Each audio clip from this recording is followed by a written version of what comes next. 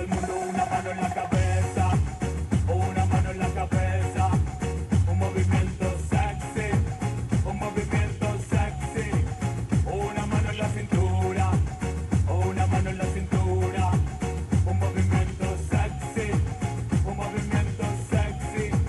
Y ahora empieza a manejar, suavecito para abajo, para abajo, para abajo, suavecito para arriba, para arriba, para arriba, suavecito para abajo, para abajo, para abajo, suavecito para arriba, para arriba, para arriba. ¡Bomba!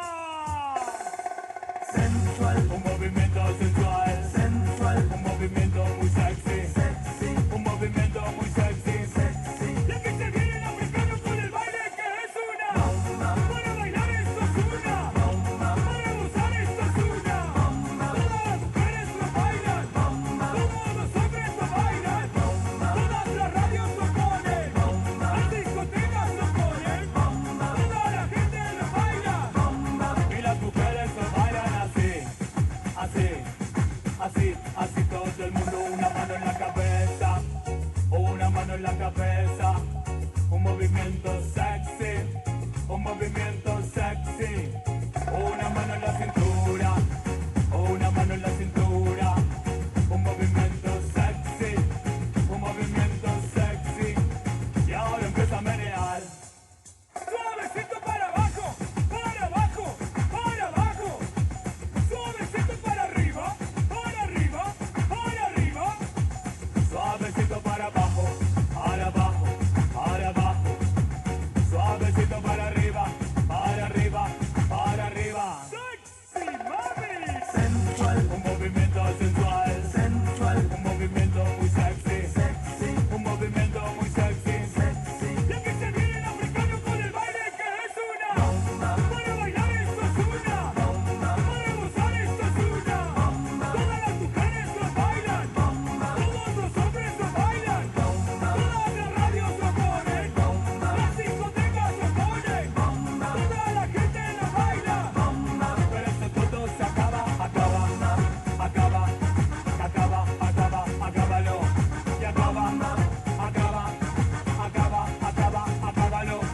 Acaba, acaba, acaba, acaba, acábalo. Y acaba, acaba.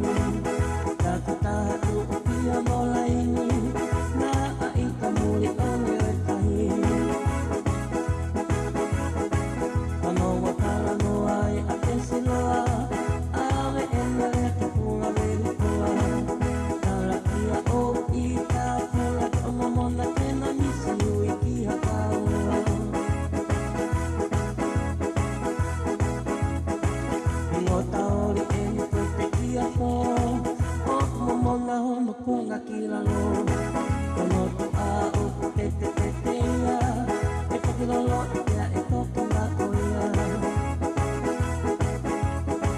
ingo taori e ni te te kia po o tu momona o no konga kilalo.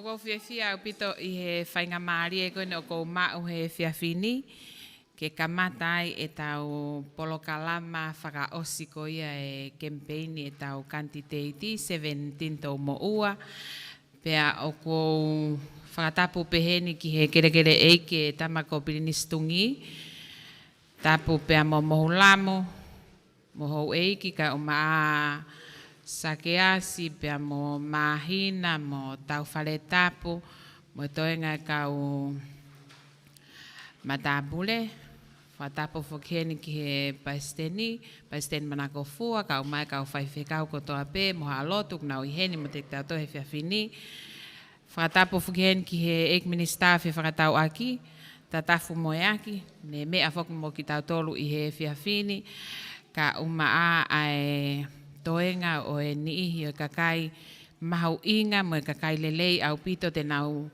kau mai ki he tau polokalama ko e whiawhini. Whakatapu whakiheni ki a Sevenitini Toumoua ko e KANITITEITI FIKA ono ia pea ko e ministaia o e moi pea ko e pale e mia ia o tonga I he kahau. Whakatapu moia ne mea whaki mo ki tau tolu I he kolo eikini. Te tau kamata, Pea te tau kamata peha ki lotu. Te tau whakawhei hena paisteni sa tek manako fua. Koe paisteni steiki fokia o e steik halariku. Mei fuamotuni o au ki haveluriku. Tene whakahoko atu ha fualotu. Hiri ko ia fualotu. Pea te tau tau hoko atu.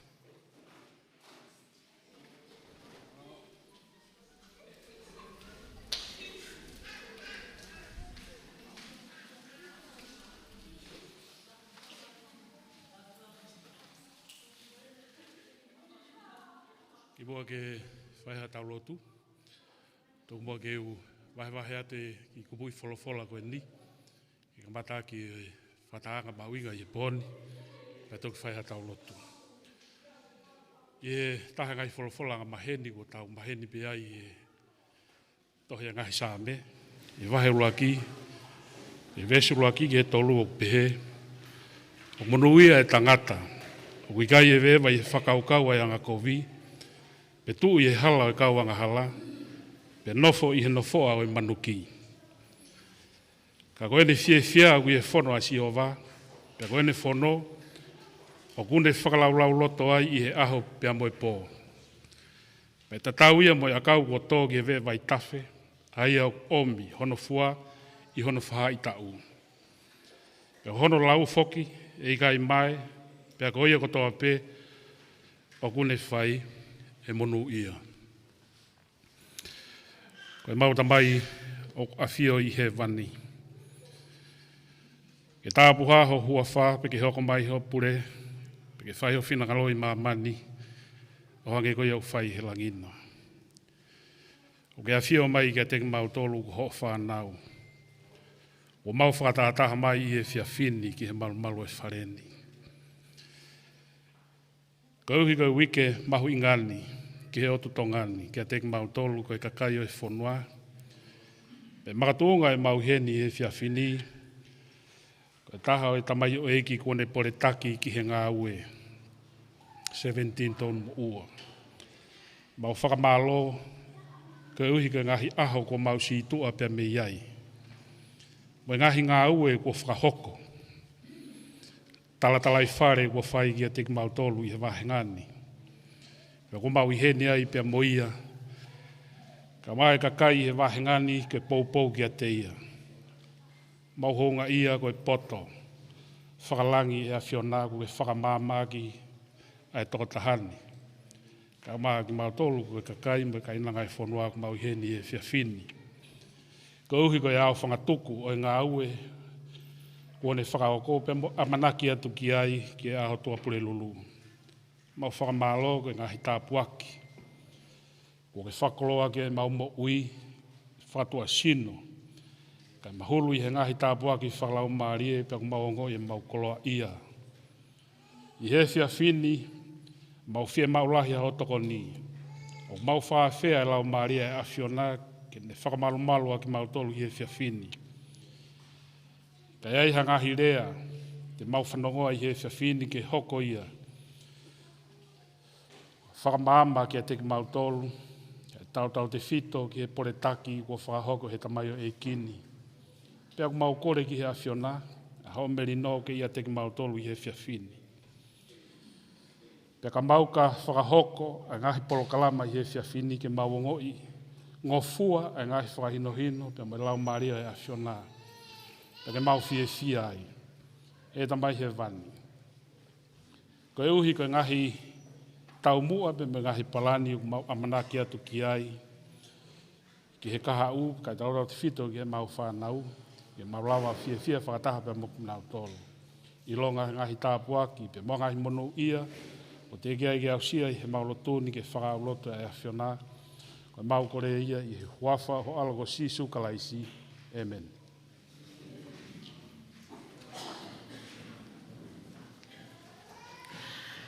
Whakamalo lahi hen ki e paisten steiki, paisten manako fua ko e lotu lelei kune omi ke kamata ki e tau polokalama ki he whiawhini.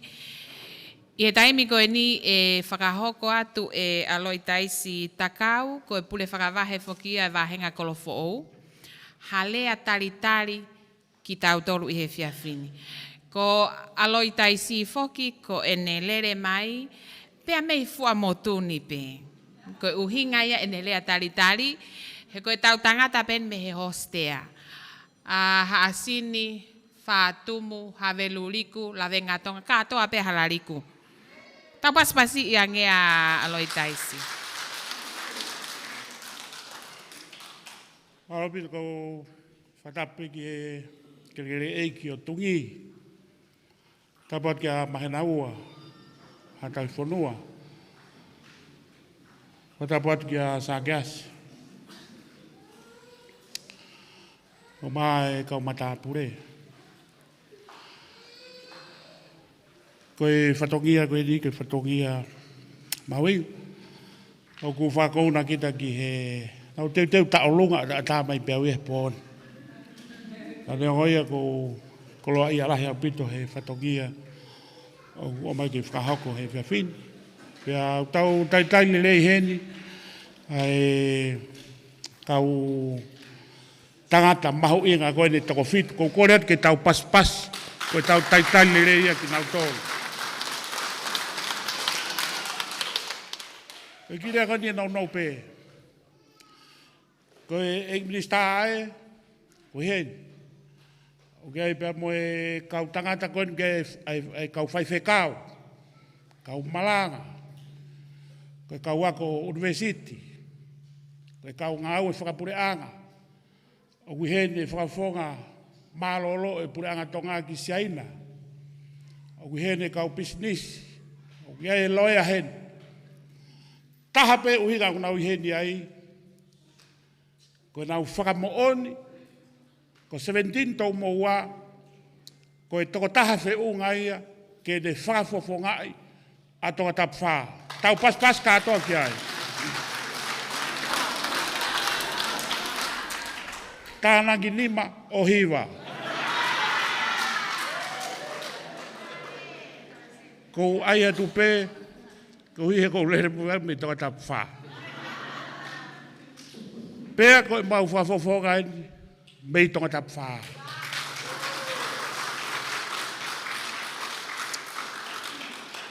Pea ko hanga peo wakai, pe ku tau kei tokanga ke tau kawinga. Tongatapu hiwa. Au tau whaapa ko toa pe ki hanga i tau no fō. Koe ke pūri e motuan. Koe tokono, o nau matuai, a tongatapu hiwa.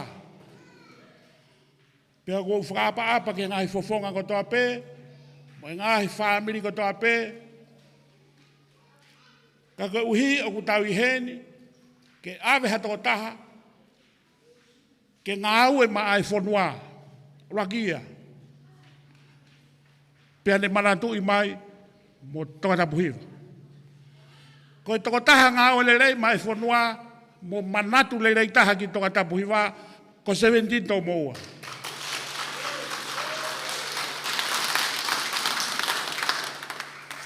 Pea kuhange koe ngā hilea koe whawhai pea me funga waka koe.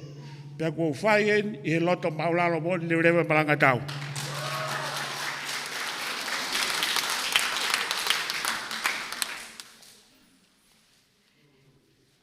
Whamalo ki a aloitaisi koe lea LELEI na ne talitari mai tau tolu hi e whiawhini.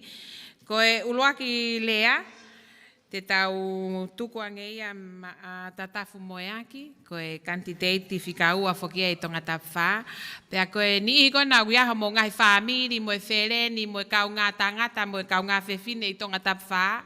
Whakapapau i te mo whetu utaki ki ai ke nau whiri he tau whafofonga koe ni. Te tau tukuange ki aki taimi koe ni. Ta moe kere ki o tungi, pea tapea moe kau tangata ki mau ka whai whanua.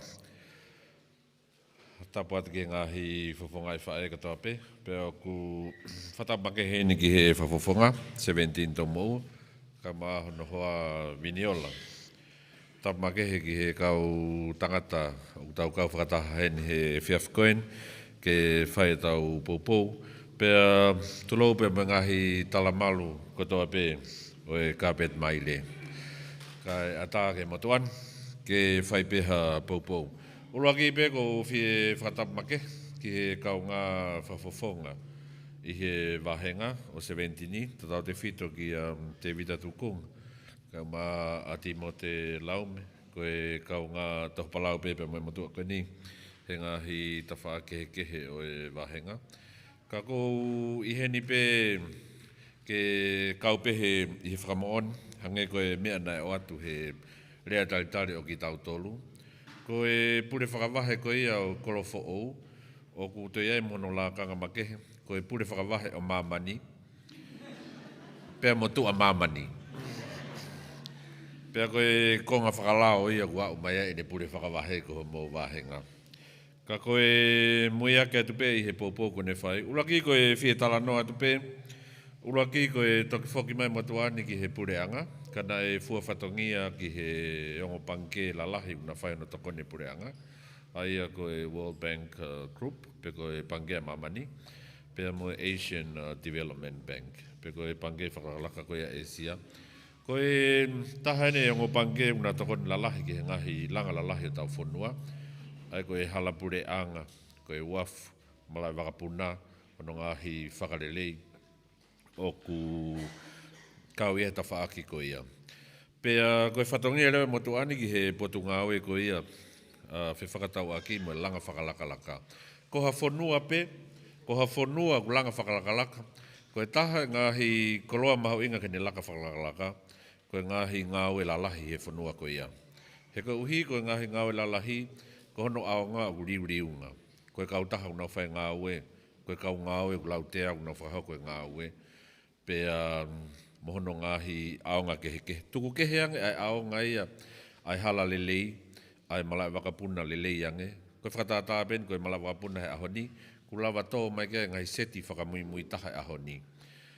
Koe uhi, koe tuku ngā lelei, ko ia e tau malai wakapuna.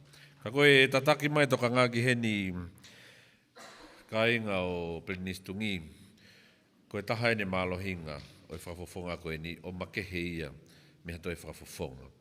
Ko e mea ku lava e Sevenitini o whakamooni i ngahi fua whatongia ta whaaki koe ni. O kune lava o whakahoko ai whatongia wanga maheni ke whaia he kau pālang. He kau tau kei mei muri. Kau whakahoko le lei he toko taha koe ni. Pea ko hono kehe o kune whakahoko o hangeha tau kei mei muri. Kau kune toi hanga whakamari. Pea moene ilo ki hanga tau nofo i tonga ni. Pea o ku hulu atu ia. I he ngahi paku ilo ngai a whakamoani kai motoan, i he ngahi ngāu whai he ngāu e panke. Ko e konga maho inga rewa e taha, o ku whai kia ai ngāu e lahi motoan. Ko e motoani o ku tari whatongia ki he tangataiki whai whekau, he whunga waka ku te ngāu e gei. O koe ke kau he kau whakanofo ki he lotu, ka koe ngahi ngāu e la kanga whakangāu e tae whakanofo. Ai au kau e ngahi whare lotu, he ne mau he a whaa. Toka ngai kina ngahi mea whakapaanga ki he... O ko tokanga lahi a pito ke wahenga, he koe uhi ka pau ko ki mau tolu ko ia ko mau tokanga ke langa fo ou mau whare lotu, langa funga waka e horo, langa mo ngahi mea whakakolo ko toa pe, mau toi ki whakakau kaurerei. Hei kai ke te iaha taha ia e ofiange, he toka taha koe ni.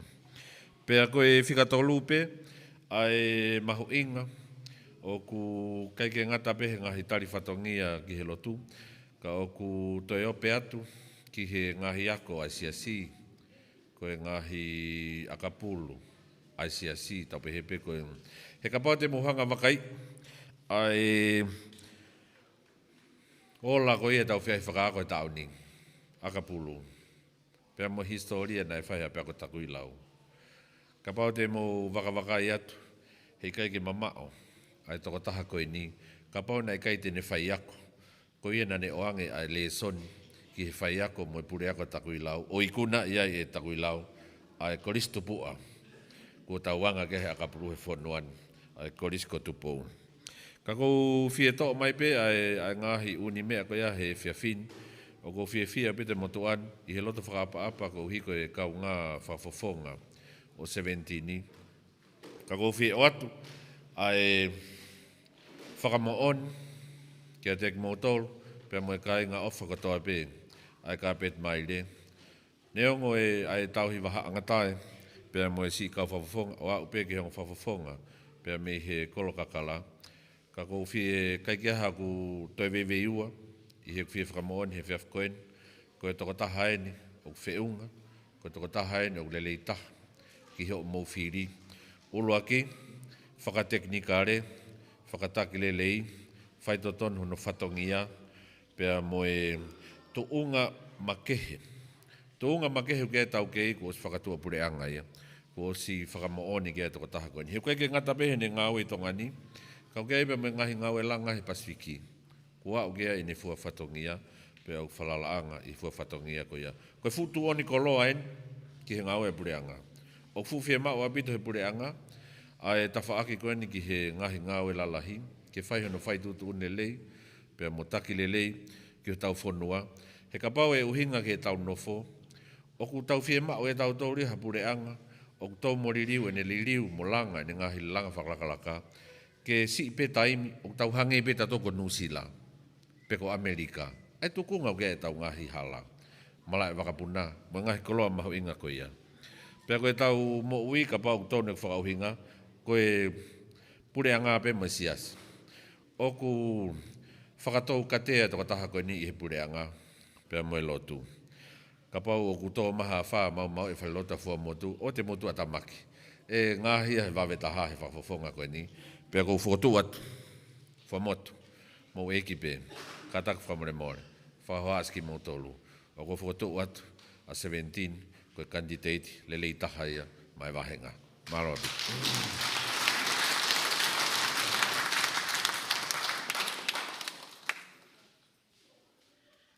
Pea koe toi haa le vai. Ka pau ko mea mai e eik minista, koe lelei taha eni I tongatapu hiva. Mo FUA'AMOTU. Pa ka mata pei FUA'AMOTU. Pea tok hogot ki tongatapu hiva. Tau paspasi ang e eik minista. Sai koe lea hono ua e lea tuai viri moale. Ko viri moale ko loea ia. Ko loea totongi maa au pito. Ai loea koe ni o ka pau e ngaha ngahi hia te mou whakahoko. Ko ene lere mai me maofanga, paku seas katolika pe fok moia, paku e kau ngā ko e nia Sevenitini, o loto moia ke kau mahe pou ki e whiawhini. Tau paspasi angea vini moale.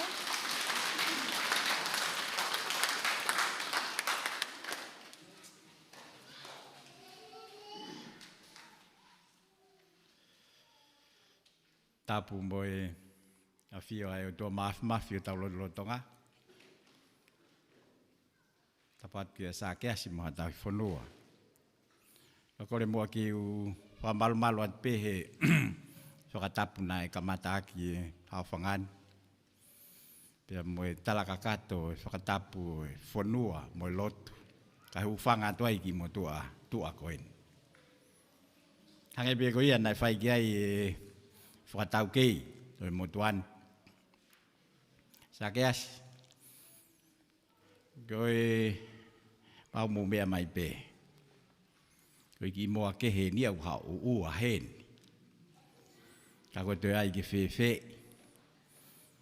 Koe te lere mai pē koe pou. Ki o to toko ua koen.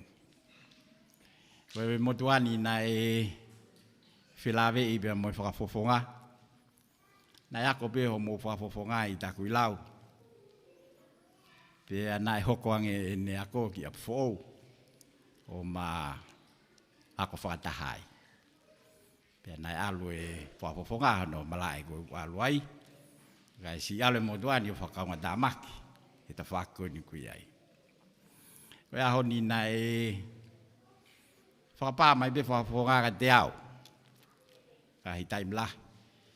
Ki whao pe mua ki tokon. Ko I ngā ko I whenga o whai. Tau lawe ko toa pe ko E ahoni. Ko E whiawhini. Ko E aho whaka au sien. Te kai ke mo toi ongona hano reo. Ka tau tari ai pe ki he papatohi kai. Ke ahoni a ko tui ko wheunga. E ne whakamalanga ana. Aho pe nia o tau tolu. Whakama opo tau tolu, kau pou. He ko tau tolu te tau awe ia ki e whare. O kou pou lahi au pito, Pea kai ke uhinga e kureani ko pehe ko e kuwao fi moia I he ma tup whakataha hake I he malai o e ako au mai peke ngā ue ke ahon ako tui o tau tui tatau he mea koen ko mou whanau tama o pore ai a tonga ia he ahon ko mautoru au ku mei toke lau mama o au mai I eua mo tongatapu mo tonga ikin o ko silo I ho mo whanau tama mo tol hene ngau e whai tō iwi he pureanga pia mo sias pia o kei ngau e pe I loto he pureanga mea pango pe o kai ke ne mau ia e lakanga ko ha minista pe ko ha paremia ka ko ia o ku ne whana mea mo fotu ngā ue o hange peko mea na mea ke minista na I topi os o tu ngā e langa whakalakalaka I whonuan I ngahi malai ko toa peo ku iai ko tu iau ku mou kehe he pia ku mou monu ia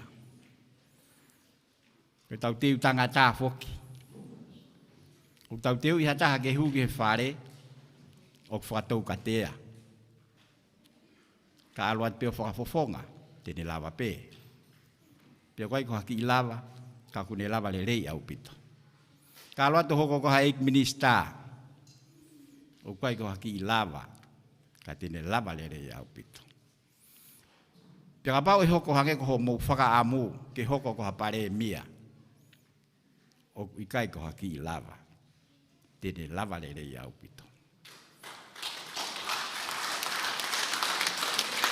Oi au tunga e kirea mawhana he po he fiaf koen ko pou pia mo monu ia he kuai pe whanau tama me hen ko mautolu sio mei tua o kai ke ngata pe mau sio I he ne LELEI den fuaki ma e wahenga tongatapu hiwa ka kuo pe atu e mau fia mo e mau whaamu ki hataha pe hen ke tokoni ke langa hake e whonuan pia taimi tonu au pito e whakaukau ki ai.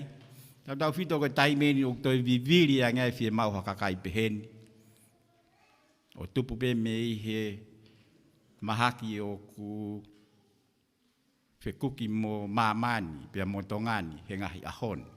Pia toi fie mau viviri a ngai hakakai pehen, ke tokoni ki he langa whakalakalaka o I whonua. Koe ki rea pe he whiawhini ko wofa ki ai. Maua foku maki whakakaunga tā maki pe he ki potias koe ni o kumai ai. Pea o kutoi ki ngau e anga, koi lopo kamena kai ke pātere ai. O kutoi fu ngau e LELEI au pito moi ai funga waka e lotu. Koi ai o kiai ai whakaukau, o kiai e tui. Mahalo na kono tok taimi pe ni o 17. Mahalo na kono tok taimi pe. Taimi to ton. O tui ko whakamatu o tua ho mou tangata, mo whanau tama. Ke whafofonga I kai maamu tolu pe, ka ko tau tolu kotoa, te ki he LELEI whakalukua e whonua. O whaat 17, o whaat ka mou tolu FUA'AMOTU.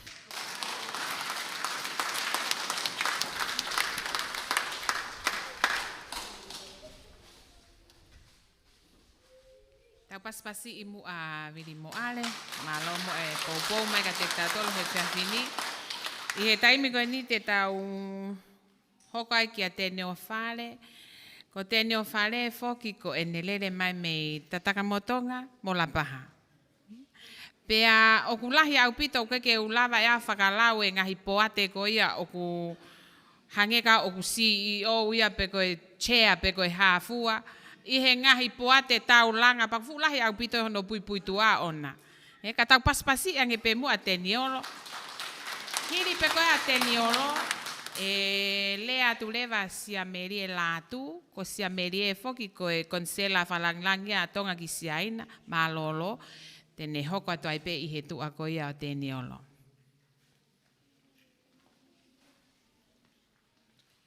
Maloa bito sadin. Pego kore pe ke hu whanga pe he ngahi tala whakatapu o si hono au whaki. Pego ye ma whana lahi a te au. E ulawa mai ki he HOOSITEA. Mahalo ku si e taimi ke ulere mai ke tau whiohi mo maheni. Ka ku iau ku ofalahi ki he whakamokopuna mo hulamu. Pehe ke whakamokopuna nāpaa. Whakamokopuna tauwharetapu. Whakamokopuna sākeasi. Moki mautolo hono kotoa pe. Pea te uhu whangātu pe i ho mou pere a i katonga na mou awe ki tatakamotonga o tupu ai motu ani. Ke whai ai rea mo i whakahoha a koe ni peo kai fo i mea e ua lalahi o kou tokanga ki ai. Pea te whakaosi aki pe kou ki i talanoa. I he boni. Koe mea whika ula ki pea kou kore whamore pe ki he kau who'ou mai ki FUA'AMOTU. He ku alu e talanoa o ku ua e KANITITEITI o FUA'AMOTU.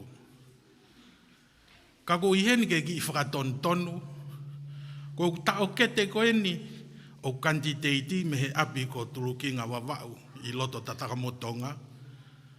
O mari mo mokopuna o nā paa mei FUA'AMOTU.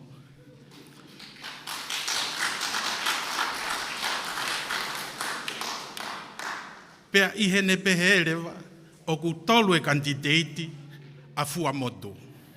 Mou paspas.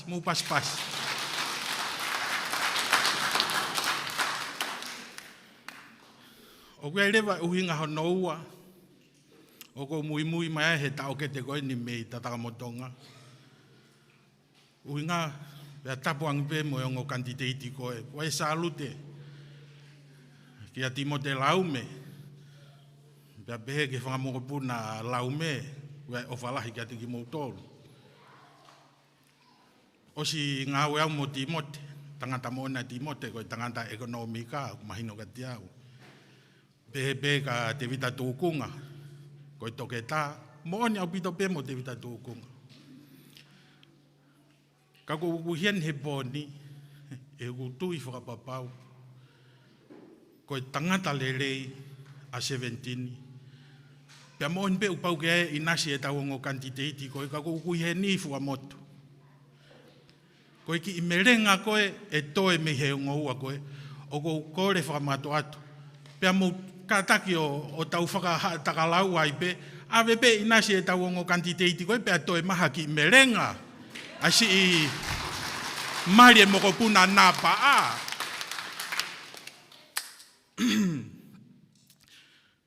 Kou wheohi mo e KANITITEITI uk maari e. Pea koe uk whakaapalahi ki ai. Koe tau kautaha waka, ai FISA, Friendly Island Shipping Agency, kau ia taha ngahi poate o kusea ai e motuani. Pea ko, pea nau ku whakakaunga tāmak whakatahai mo e KANITITEITI. Pea o koe ke fu talanoa i lahi. Kana e tu e kautaha, i he tuunga whakatu tāmaki au pito. Nei malawa ke mate e kautaha waka. Kono mo ni koe taimi koe ni o kou talanoa ki ai. Nei lahi ange mo ua ai kautaha i he paanga ne ke to he panke. Pea kai kia ha CEO, pea nei tuake CEO. Kai kia ha tahe fie tohi mai uk whe ilo ngaki pe foke kau ngā whabure anga iai tongani. Kai kia ha tahe ia fie tohi mai ki ha kautaha na ngari. Kai ke mo ui pe ola LELEI e kautaha. Pea koe mea koe nei iku ki ai, nei tūtu uni, ai pot ngāue, ke ngahi kautaha pure anga public enterprise, ke ai pe hataha he poate, ke CEO leo o whenga ke whakamo ui e kautaha, FISA. Pea kou tangane ia 17, e ne hiki nima, mo ne loto lahi, ke tari, ai fu palparema lahi koe ni, kai ko haki palparema. Pene e whiunga tonu pe ne hu ki he lakanga CEO leo o kautaha waka. Mo i taimi ke whai e whaki tivitene e pure anga. Ka atoa e kau CEO mo i kau share o ngahi poate ke he uhila Koe TCC, fua ke ngahi tiviten lau miliona. Pea ko mau kei whakakata pe au ke ahoni. Tepi hala a tātu pe a 17, koe toki hufo au ko lea ole e CEO. O lulu mo i paremia, pea eke he paremia. CEO, ko fe sieke. Pea koe tari koe ne ave 17, tau toku wakai he tau whapanga hoko. Kai ngā FUA'AMOTU. Nei tau peta, nei mau e tupu koe 7 kilo, pea totongi ai tiviteni, 4 kilo tupu ki he pure anga.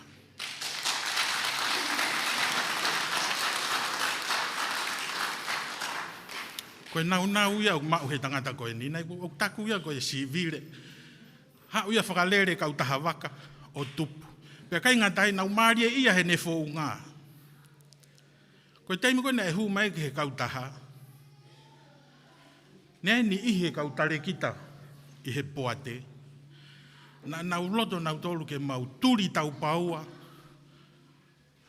Mui e umea whakapaanga. Whakailo. Whakailo e kau ngā ue. Whakailo. Kana e kore mai pe a 17 katak whamore mori mahu ki i taimi. Ke u ngā ue o whakamo ui e kau taha.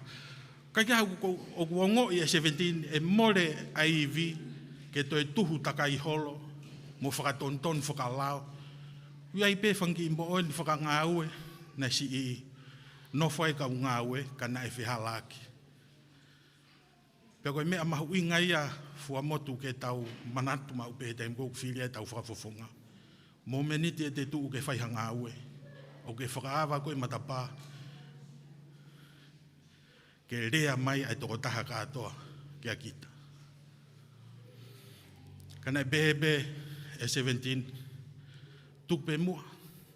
Kau whenga e kau taha katoa i hoku iwi ke whakamo ui. Ke popongo ha ke kau taha ke mo ui. Pea ka mau na e tuu ho ata ai kaiha a pe ko ha whahinga mea whakapaanga. Pea tuk whae si o whakalao ki ai. Pea na ukumari e ia he whaunga koe ni. Hena e mahino ka 17. Koe tau toe nofo tuhu takai holo. Talau hala hai, talau kovio hai. E more ai ngahi whainga maari e. Ki he langa whakalakalaka mo i ngā unu ki mua.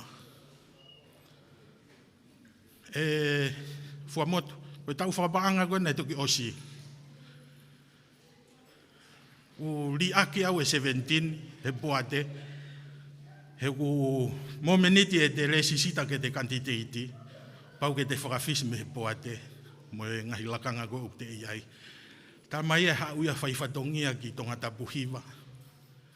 Pea li aki au, ke u whainga tā ia he poate. Ka koe mea beuk sai ai, o kulotonga lere a tita, ai whisa ke tau whapaanga koe ne toki osi. O ngata mai sune o i tauni. Ngari koe tau ene le ko oti, ai paanga lahi taha, ai whisa, koe ua miliona tupu.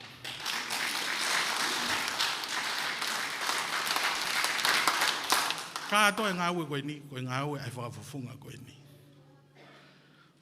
O kou tui FUA'AMOTU, koe ngahi whakamooni koe ni o kou o mai. Tau mo whiunga, ka aha ki melenga. Mahino au pito ki au, e tau whakahaataka laua.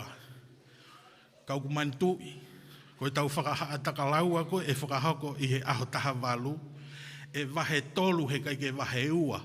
Kou kore haki i merenga, ai si i mario moko puna nā paa, i he aho taha walu. O whaatu ka mou tolu ka atoa, rewa malama.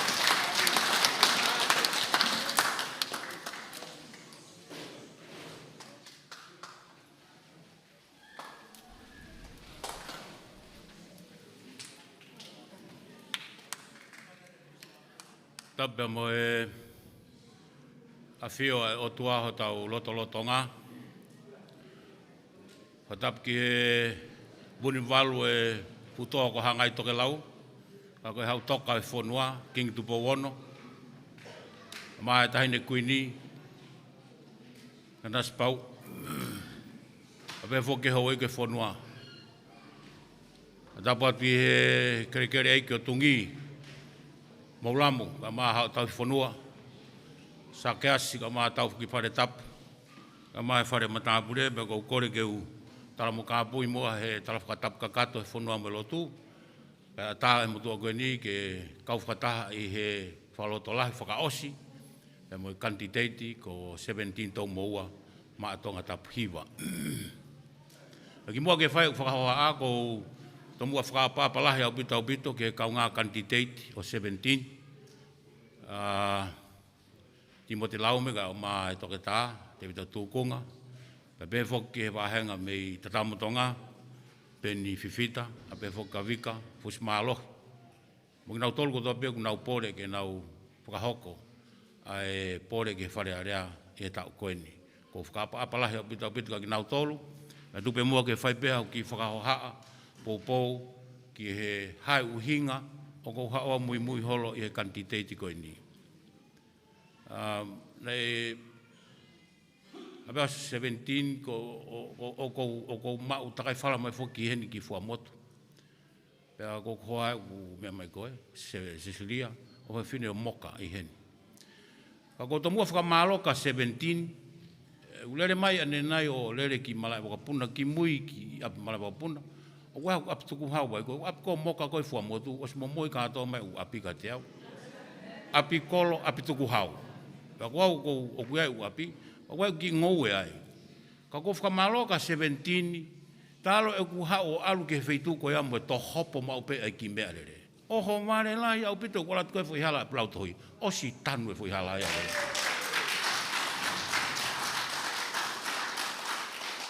17, ko kore atu ka koe.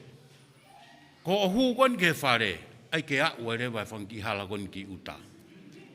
Katoa whanki hala kon ki uta koe he wahenga, o palu parema ho tau wahenga, ko hinga, ko ngoue.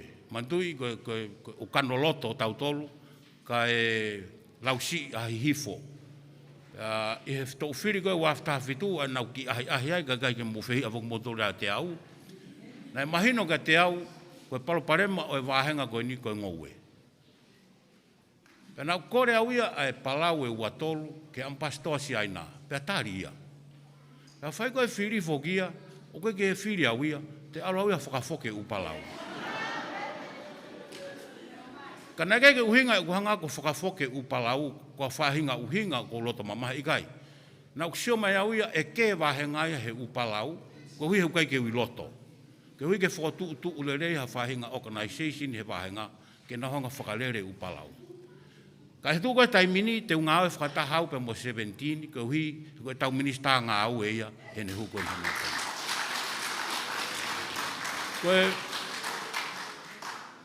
Koe whehu i, hai huinga mea o ko mui haloa ia 17. Anga 17 nao mo sesi o whae na ki mau mea tokoni. Tange 17 ka sesi, ko whanonga ai ke lere. Tange Cecilia, iyo, o ko pore ke ulere, he wahanga koe ni. Pea ko harewa e lau. Rangi rewa e sesi ka 17. 17, alu ko lere, te umalo lo au. He kou ilo, e lakange whatongia mo mea koe te ke whai ia te au. Ko ilo ko ke tau kei, mo mea koe te ke langa whonua. Te ke lava ko langa whonua ki olunga. Paka alo lere, te umalo lo au. Paka huinga na e malo lo ki whinu. Paka sai apite ne malo lo. E na mahalo ne mi tatau pe mo au. Ane o ngoi, ka hai uhinga mea o kou mui hala 17. Mau inga ka te au a tō wholofola koe ne awhio ke tau whiri whakapoto-poto. Hai uhinga whiri whakapoto-poto. Ko tau whonga whiri o peheni. Ka tu peke u ki whakahoha pe, he koe whakahoha whakaosi eni, ma 17. Ko whenga peke toi māmaange ai tau whonga whiri. Tau whonga whiri koe tau tolu koe e wahenga, ta tau katoa pe mo u wahenga koe tongani, o peheni anga e tau whonga. Koe tau atu tuki atu ke api, asma rewa kau mea. Koe asma e pokoe, whawhonga malo e tau lava. Pat koe ia, lere mai bekeni o mai ki pepa koe ni. Whawhonga, o ke ilo, os mau e tau whiri a tau tolu ia, o te ke toi hoha a koe ka mea. Tam kou ta whoke e whawhonga, o ma furi whakau ia, ke he au pito ia. Koe whahenga whonga whiri, o tau whiri e ka kaipehe, o alu loi pe ki FALEALEA, loi ai pe FALEALEA, loi ai pe o ke ne osmi FALEALEA. Ko fam ke tau fonga fili ke tau hang ke fonga fili ko anusila. Ke tau tuk ke mata ba, be as mere ba ngomatua. Malo lelei, bet ko lele mai me fili motu ko ni buka tanga tai ko ni, he ulele he FALEALEA. Tala mai le ba ngomatua. Mo api. O ke national pe ke leipa. Tala leva he me. O ku leipa ki motua. Malo api to molava mai, te mau fili mau tole he national. Ko te tafoki go ia. Ma faka ofa. Pak te al fie mari. Te al kita hokatu te feinga he. Ko tau fonga fili, o ke peheia. O tau loi pe me kamata, o alo au ke huki FALEALEA, loi ai pe ki FALEALEA, o alo pe o loi ai pe, o ke te hame lava hoko ke ba. Ko whakahohas ki mautolu. Ka inga ko toa henu mulawa mai, ma henu ka te au ko mautolu, ko kau mui ki mautolu 17. Ko tau mātuku me heni, o tau whakapapau e tau fili, o tau fili whakakaristian. Tuku api tau pito te tau toa whai mua ngai whonga ko ia. Heka ke tau fili e tau tola KANITITEITI, o alo langa e whonua, e FALEALEA o tonga. O korat ka mautolu. Ko foi ulu ko toa pe heni, ko tau mātuku me heni, whakapapau o kia hau foi toko hongo fulu. Apong pe ia. Whakapapau i ho ma, os maa foi toko hongo fulu aku. Ko mātuku at ko ini me heni o apong bongi, ke whakapapau i wa foi toko. Ko maa ko foi toko hongo fulu. Ko ne finish ta whai kakai ia.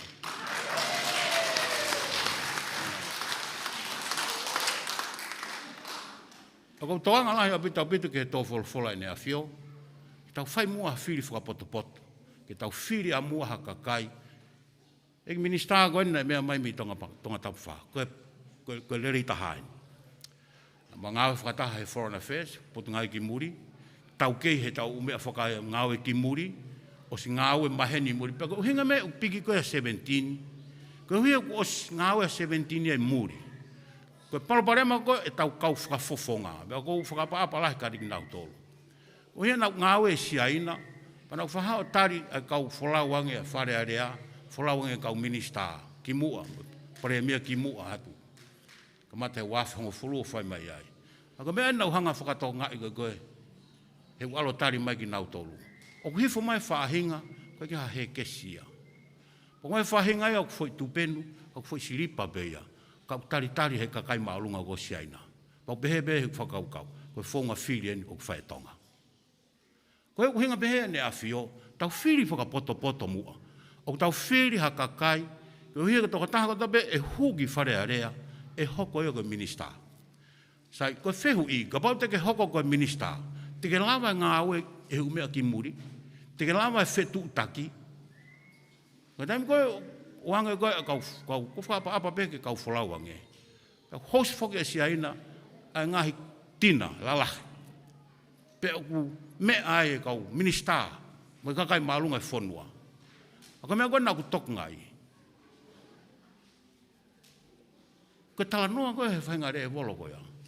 Ospa nau ta whoke o, ka eke mahe kakai. Ko hai tama koe na ne whai mai whehu i koe. Koe tama koe na anga whewe ne huo FALEALEA. Ma te au i he maa. Tāne nei uhinga e ne awhio, tau whiri whakapoto mua. Koe tau KANITITEITI ko tau koe i he wahenga, whaka ofu pito, nau ngahi mala e taktaha. Ka kuai e LELEI yange, LELEI taha. O kuai e sai yange, sai taha. Pea koe LELEI yange, LELEI taha. Koe toko taha koe ni ko 17 ia.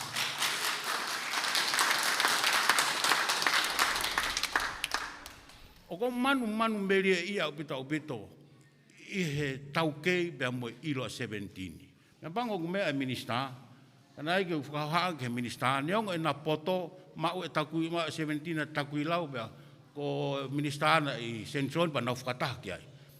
Ka ko wheme petaha na ke tari ai naua, ai mo loia, na ke tari ke naua ko pātere. Ka neongo e nau mea wai nau mala e taktaha. Ka ko hau hinga e ku piki o heko o ko mau ia upito i he tau kea se. Heko top civil engineer a tonga nien.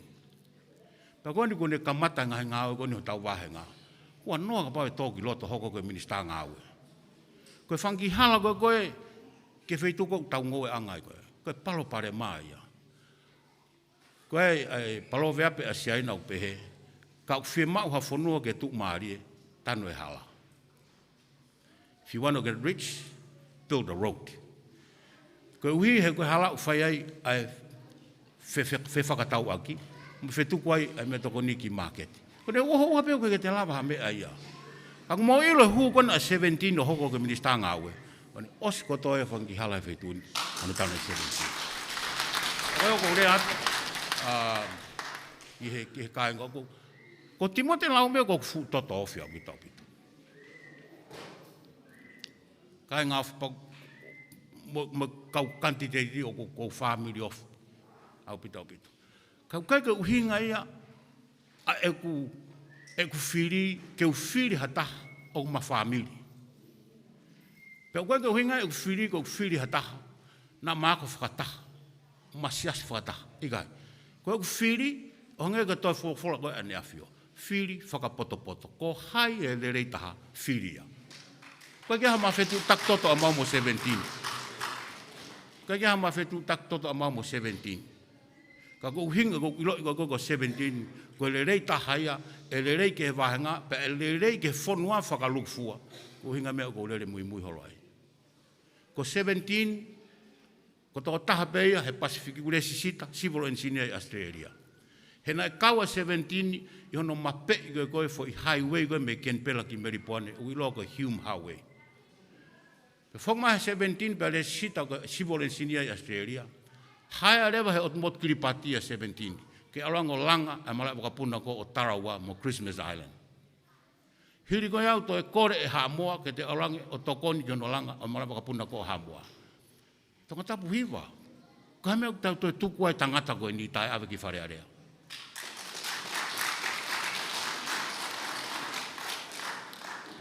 Koe rea koe, ai presidenti koe ko John F. Kennedy. Hataha uhu ki FALEALEA. Koe toko taha, o kui kai ke alo eke ke he pureanga, koe hae mea e whai he pureanga maana. Ka koe toko taha, o alo eke ke he pureanga, koe hae ne mea e whai mai pureanga. Koe tau palo pare mai he ngahi ahoni. He tau o ki FALEALEA, o eke ke he pureanga, koe hae nau mea e whai maana. Pa tau toki tānaki ake wawe taha. Na wawe osi whai tau e whaa. Ko 17 he ilo whakapapau. Koe toko taha e alo eke, koe hae ne mea e whai mai whonua mai pureanga.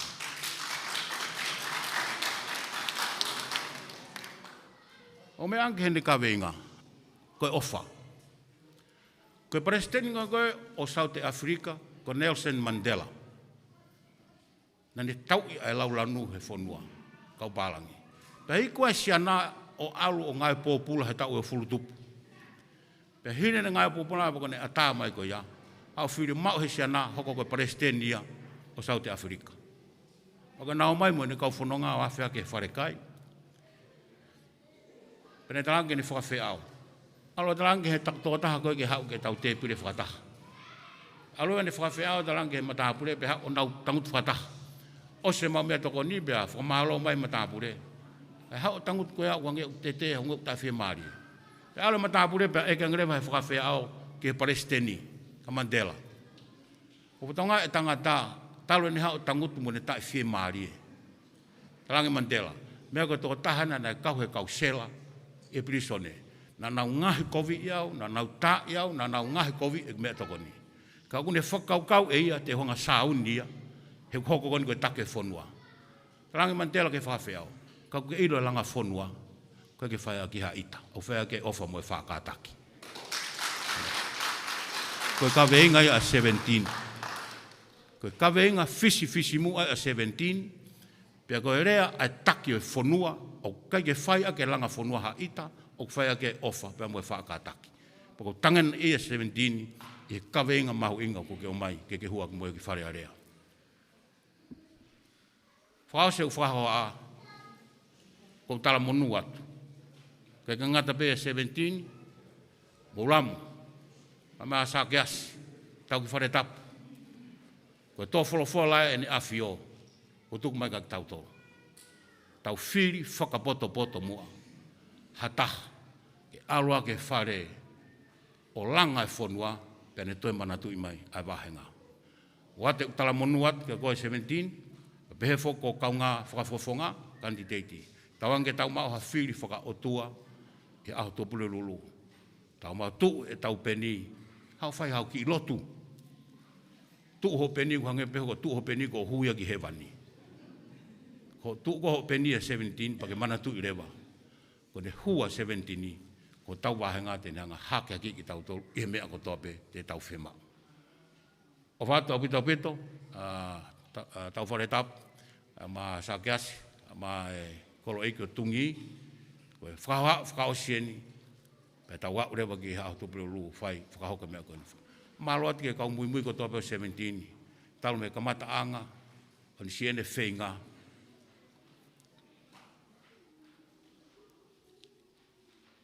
hau mai ke haon. Maloat ke haueng mei holonga ni lawa mai. Ko ne osien a 17 he pon. Ko tau matuk he poni. Alu o whenga i hatok hongo fulu. Ke ma ke tua pule ulu. Levere ma malang kau tau.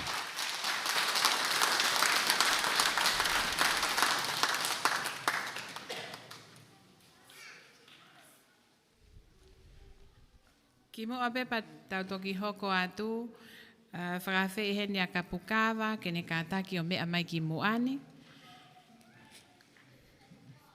Pea tau whakamalo mua ki he ongo lea lelei, whakawho ofa koene tok whakahoko. Tau paspasi a ngea tene o whare, pea mo sia meri e lātu.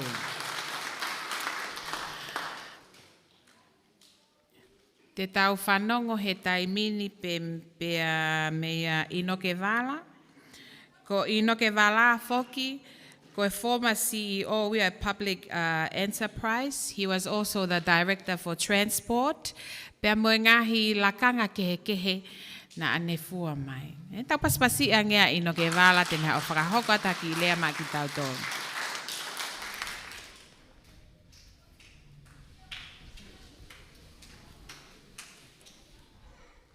Ko kore peke u whanga he ngahi whatapu ko se a whaki. Ako whamalo lahi ke eiki e ne tataki mai ki tau tolu o tau au ke whia whikoeni. Ki mua ba hoko atu ko loto peke whakawheilo ake a te motua koeni.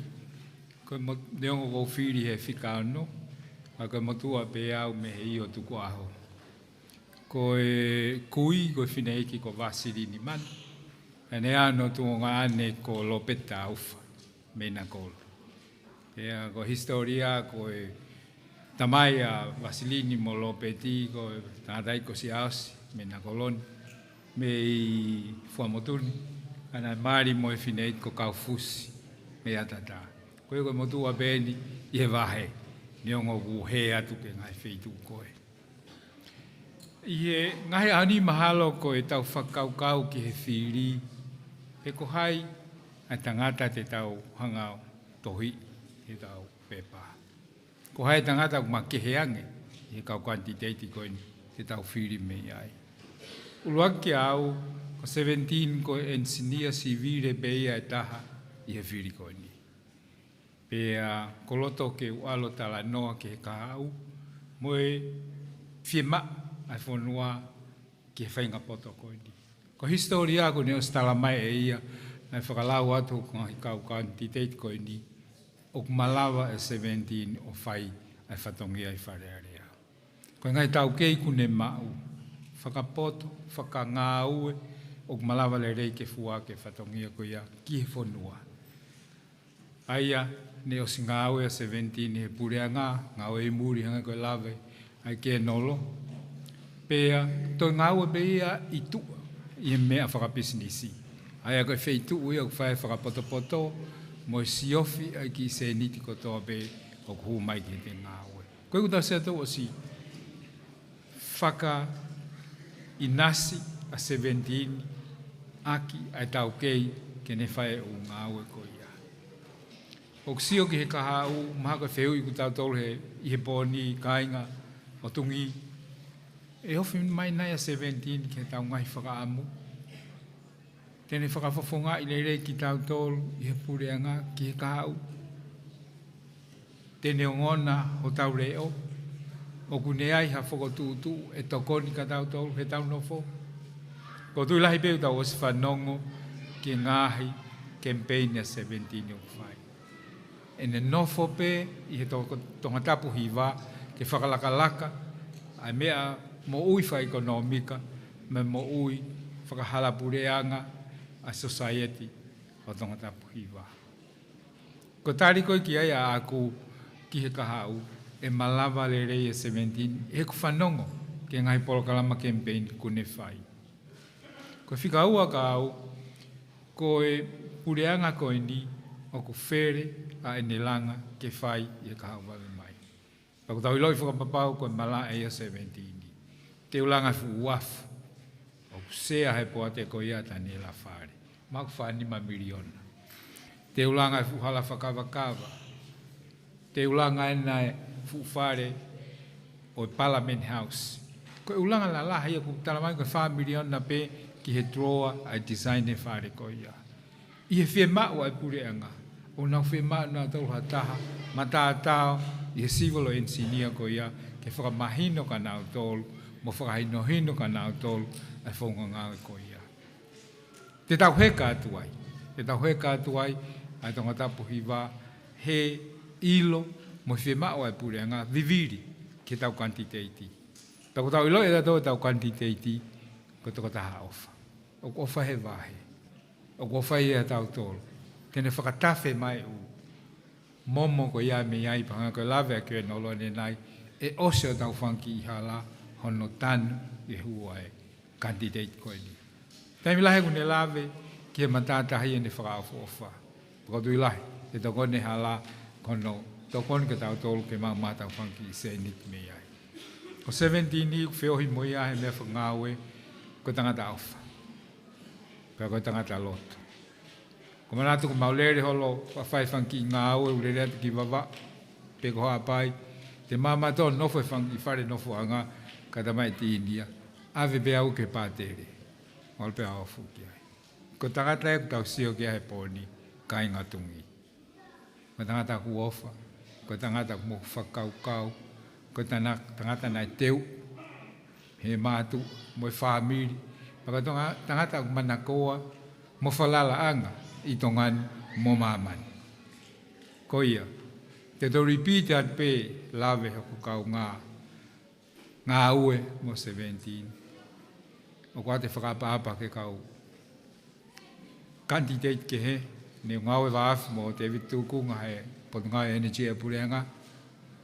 Kaku mau pe he, ko whika ura ki o tau wahe. Pau tawa manaki pe ka FILI LELEI ka 17 he kahau. Pau kua te ki pou koe ni, mo e wawahe koe ni, mo e ofalahiat kia te kimoto. Malo.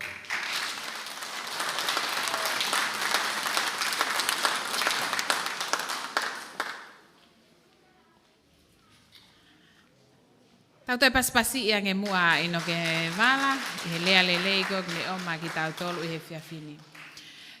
Kei toi lahi e tau taimi, tala mai tau toki tuli pe ke whiu he pōni. Ki mua pia toki lea ta sione tala noa whiwhita, tuku mua kau ki oat haki tala noa e taha.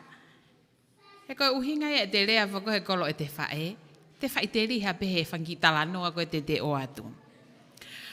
Ko mautupu anga, ko tangata ko te vita waha i pia mei fo ui te e kiu.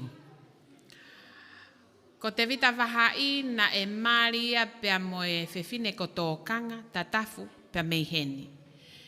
Na ana nofo pe i heni, pia na e na whanau. Ko te vita waha i, ko fuafua sake asia. Kono hingoa ia na e whakanofo mi he tāhine la aku o tō Queen Charlotte. Nā e whanau koe a sakeasi pia mo tōkanga, na e toko lahi. Na e lahi taha e tangata ko te vita fohe, ha ana koe ni koe a mata awha fohe mo e kau fohe i he siasalaveisini. Pia na e hoko ai e maukui, koe whine motu o ko Penelope. Ko Penelope, na ane mauhoa mo Samson Fungantao.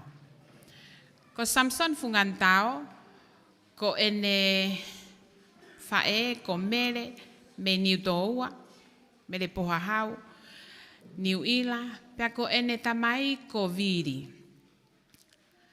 Viri am fungantao.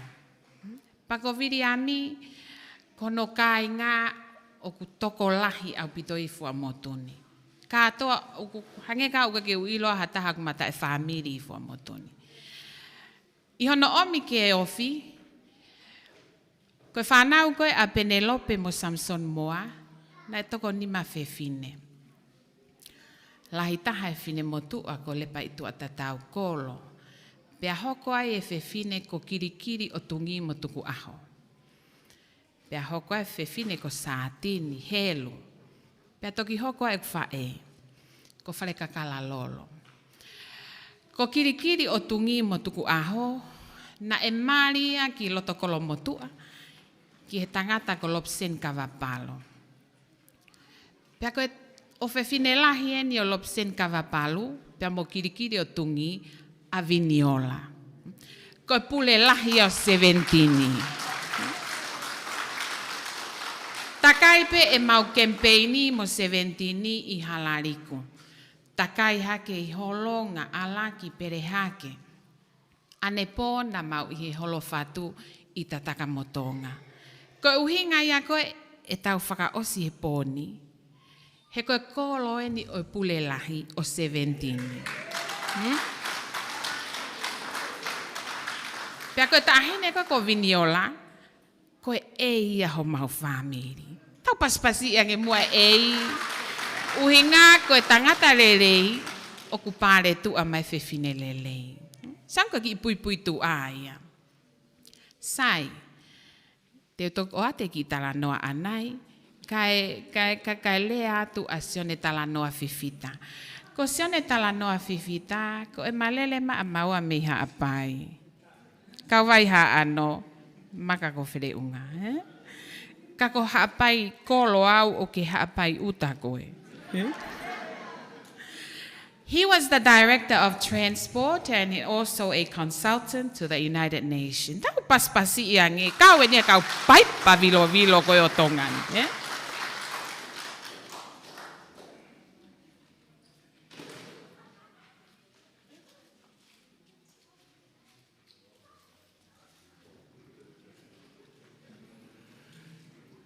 Sagiasi bea mo muram ku kore whamore atu o mai bea ngofua ke u huwhanga pe ngai whakatapu ku o osio noa o whaki kai hoko atu e tau talatala noa pou ki he tau KANITITEITI koia ko 17. Ko e tala noa te uwhai e whai me ngai ta whakeke. Ka mou tuwhi pe ke wawe o teu ai pe ki he FILI.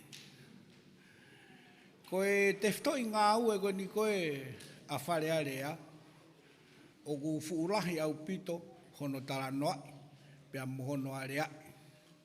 Ka koe toko taha FILI ko toa pe, koe whehui ko ne whai ki ai, koe haha aonga o e KANITITEITI kia te au. Te utala noa e atu rewa, ai aonga koe o 17. Koe te whtoi ngā koe FALEALEA o taha mātepe. Koe wheinga ke malu ki tautoro. Pea toki veteki le waia o iai e malu i whakalao. Koe inga koe tau ngahi koloa ke malu. Pea aonga lewa ki ai haloe aia. O kia i e malu i whakaekonomika. Pea ku kau ia i he malu i mahu i ngā taha kia tautolu. Pea kai ngata pia tautolu ka kia tau hako tupu. Mo ngahi tau tangata hoko mai. Papate mo whato ngai ai mahu inga koe malu i whakaekonomika. O ku hape ia i he hoko o e ngā ue koe FALEALEA. Koe osi pe tari folofola. Koe uraki ngā ue FALEALEA, kono alea e tau malu whakaekonomika, kono tā noa e patseti. Pa koe patseti ko ia, o unehanga o mai hono malu i ki tau tolu, whakaekonomika, whakasosiale, i he whoi tau whakapaanga, ka kato e taha. Koe mahu inga ia, o no area i o malu o ki tau tolu. Koe harewe ne whelawei, pia mo ngahi tau kei, mo ngahi iro, mo ngahi poto i ngā ue o Sevenitini. Koe malu whakaekonomika koe ni, pa te muhanga o whakaui peho mo manatu ke ngahi whelawha ko FALEALEA, o ku kauai ai halapure anga. Tau e whakahoko a mamani. Ngahi taulahi. Mo whika ulaki pe Amerika i tuunga whakaekonomika. Whika ua sia pani. Whika hongo fula sia ina. I e wafe mavalu, whakaukaurewa sia ina, koe hae mea e langa ai, mo toi malu whakaekonomika ngai hono kakai. Whakakaukaurewa sia ina, ke nau langa ai halapure anga. Koe whakawhehoko taki anga, o e tuu maari e ki he masiva. Koe whakawhehoko taki anga, o e maketi, ki he kakai o e ngahi kolo. I wafe mahiwa, mau e langa hala sia ina, whakahoko pea e kolo muage ngahi tukui kolo kotoa pe o sia ina. Nai hoko lewa sia ina, koe whanua ngahi ka lahi tahi mamani i he wafe mahiwa. Nai toi hoko pea sia ina i he wafe mahiwa, koe whanua huko roa ki tua pure anga lahi tahi mamani, o ne to'o ai whika uruaki ko sia mane. Aurake lewa sia ina o whika uruaki. I e wafe hongo fulu, nai kakahake a sia ina, me i e whika hongo fulu o whika ua. Laka i sia pani.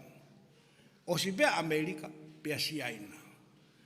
Kono whakatotolo i atu e kakamawe whakaekonomika koe sia ina, nai ilo me iai, koe langa hala, malai wakapuna, moe wafu. Koe hahano mahu inga o e ngahi ngā ue koe ni, he kune toko ni ki taua he lolo tongani, pia toi tuu loa ai ki he kahau o e whonua. FUA'AMOTU. O na ta sio pe ki a taua he ahoni pe. Ka ta sio ki he ngahi ngā ue e lawa e ha kandidate o whakahoko, e tuu loa ai e LELEI koea ke inu ai, hota hako i he merie o e ahoni. Kono mahu inga ia e ngā ue, mo e ilo, mo e taukei o Sevenitini. He wikai kene o mai LELEI ma tau he ahoni pe. Ka ki he tau tangata e nima, hoko mai, 17 pe tene lawa o mai.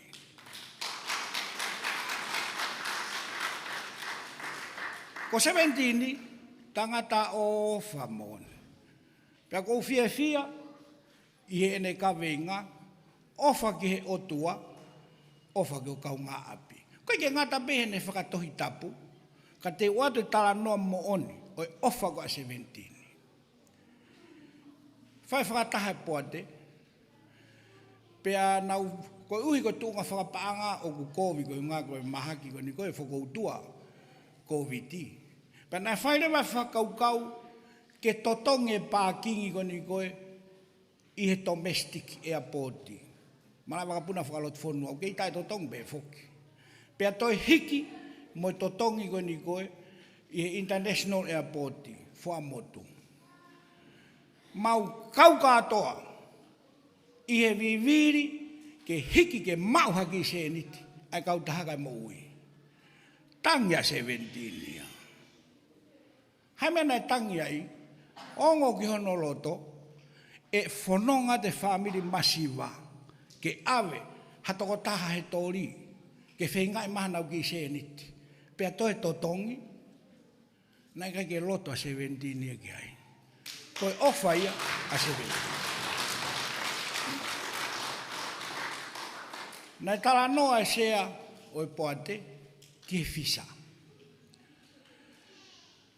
I he taimi koe nai tūnga whakapaanga kovi ai fisa.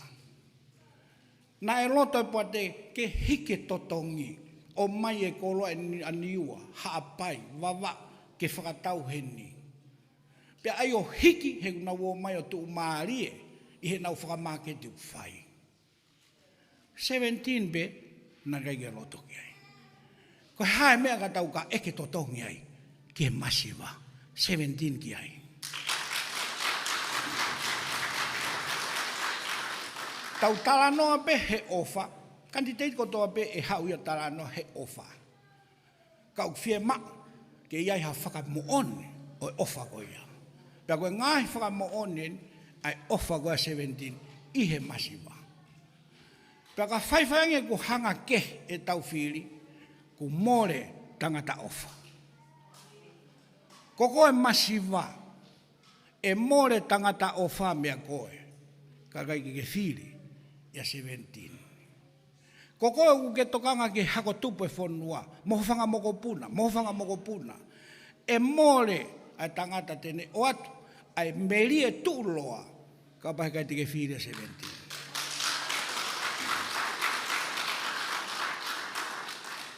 Ke whakanono e tala noa ulahi ngai whakamoone. Ke whakamoone iaki ai uru nganga ko 17. Ka te u ko uhi ko taimi, te wate ki tāno whakaosi ko ni. Mo manatu ke konsete a tintini. Ko hiwa ulua ko vesu ko pe whewhe hono vau e hulali. Pe mai rewa tintini. Ki tu ete. Ki sio. Pe ke toki tu lolo. Ko whare ia ka koe aho tō pere lulu. Whewhe ai mea koe whiri kanditeiti. Ki kilo. Ki sio. Koe ne hanga ke pe kau kanditeiti ke 17. Rewa mara.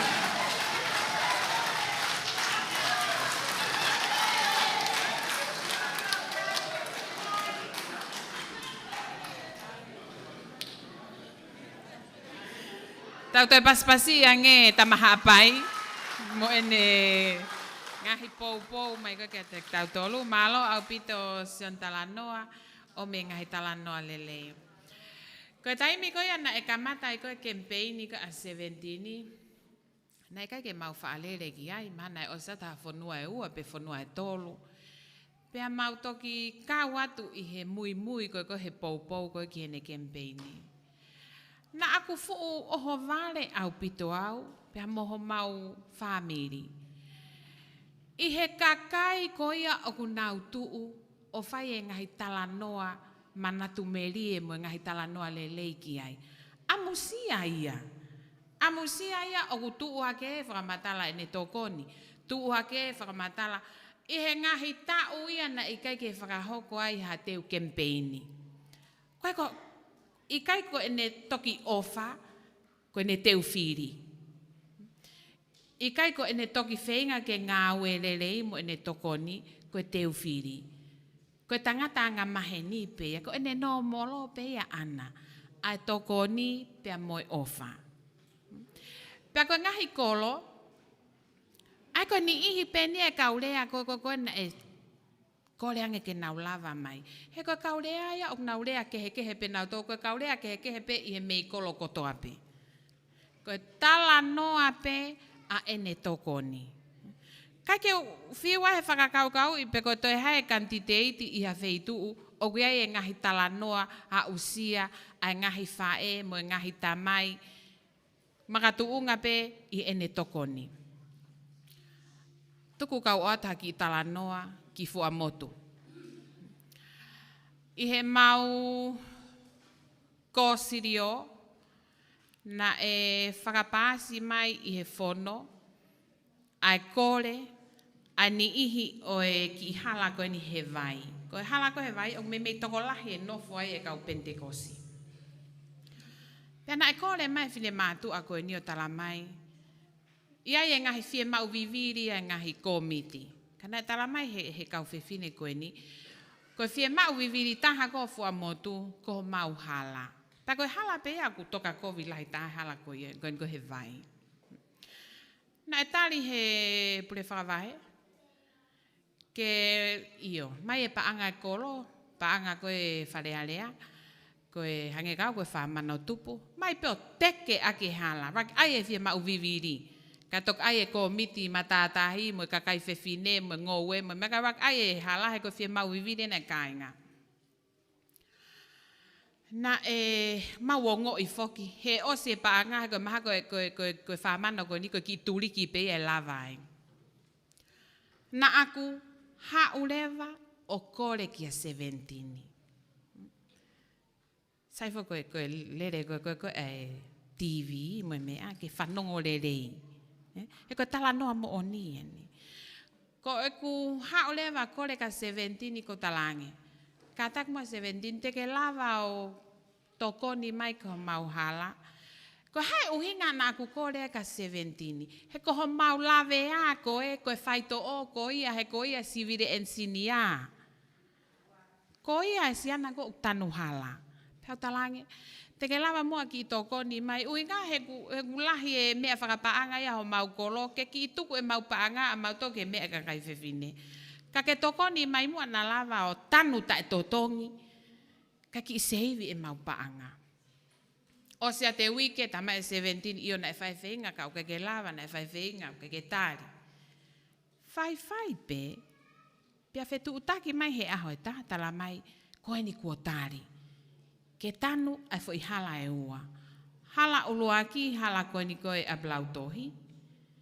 He kuia e mau ki tautu uai mo 17. Hala uluaki ia. Hala honoua, hala koe ni na e kore koe e kolo. Whakawhetai, ku lelei e ngahi mea lelehe. Amsia e ni ihia go ku tua nau ngahi api i he hongo hala koe ni. Tau paspasi ang imu a 17. Ko taimi pe koe na aku whakalea i koe ke kakai ke nau toko ni mai ki he tanu koe ki he whawhanga. Whawhanga koe ai ha. Kaungawe.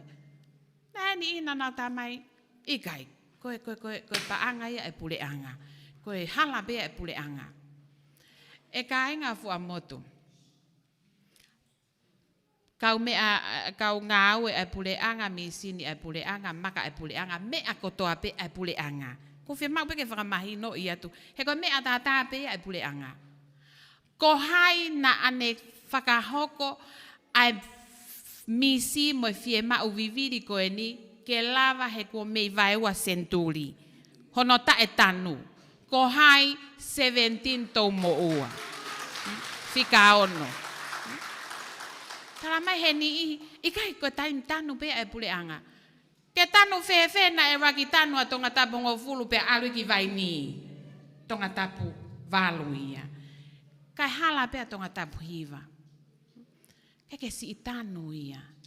Talunga mo e kukore. Ai pe ke i famous. Mo e kukore ko ia ki he KANITITEITI. Pe ko e mea ia ana. Pe ko ene KEMIPEINI pe ko e ha. Kana e tari e fie mau e kolo. Mau fu fie lahi, he na e ha, seivi e mau whamano. He koe tau mo aia koe mamahi i whonua ia o kupehe.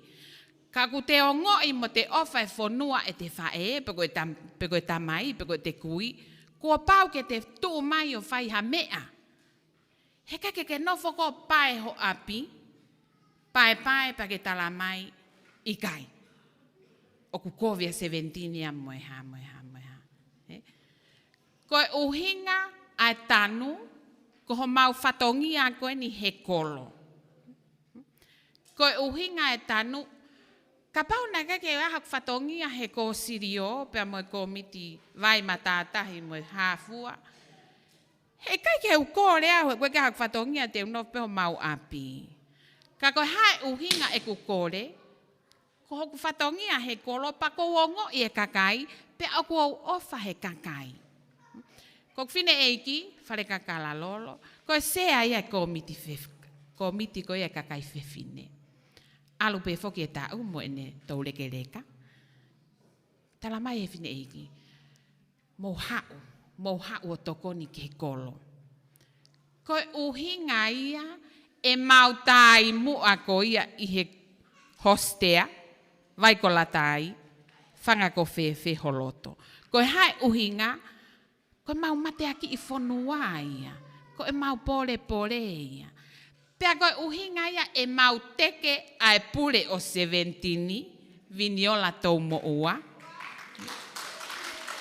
Koe ha hono uhinga he ku kamata aki e kolo e pule ai hala e ua. Ko ene tō pe koe ki loto. Whakapō. Koe toi haare vai. E tanua FUA'AMOTU. Maha pe rak tanua haasini he kua nau hela he pou. Tau paspasi iange mo. Ai e rak tanua haasini. Sevenitini rak tanua te koe haasini mo tataka motonga. Wehe ikai kostang. Osia tataka motonga ia. Haasini lave ngā tonga. Tanu e koe halariku ke lava LELEI. Pako taimi koe te tau toe tuoua koe tau KEMIPEINI. Tok tanua FUA'AMOTU. Pas kiai. Sai. Koe taimi koe ni e whakahoko atuai e talanoa hala api. Koe pālangi e nia mei tongatapu hongo fulu. Ka koe pālangi tu umari e. O kou fia ma upe whakahe tānoa ka talanoa. He kou ilo gulahe ne paanga i muri. Talanoa, ka taki o lava mai o whahaki i lea. Ko talanoa hala api, o kulahi hono ngahi pui tua. Ka koe taha ene ngahi ngau e koe ni te tau mātāki ai. Koe fuufare peki ko ia koe kolonga. Koe tau ngau e koe mo talanoa e ave katoa e tau ngowe ki ako tongatapu hiva. Ave katoa ia ki tongatapu hongo fulu. Ke ave maa e talanoa. Tau paspasi angea talanoa hala api.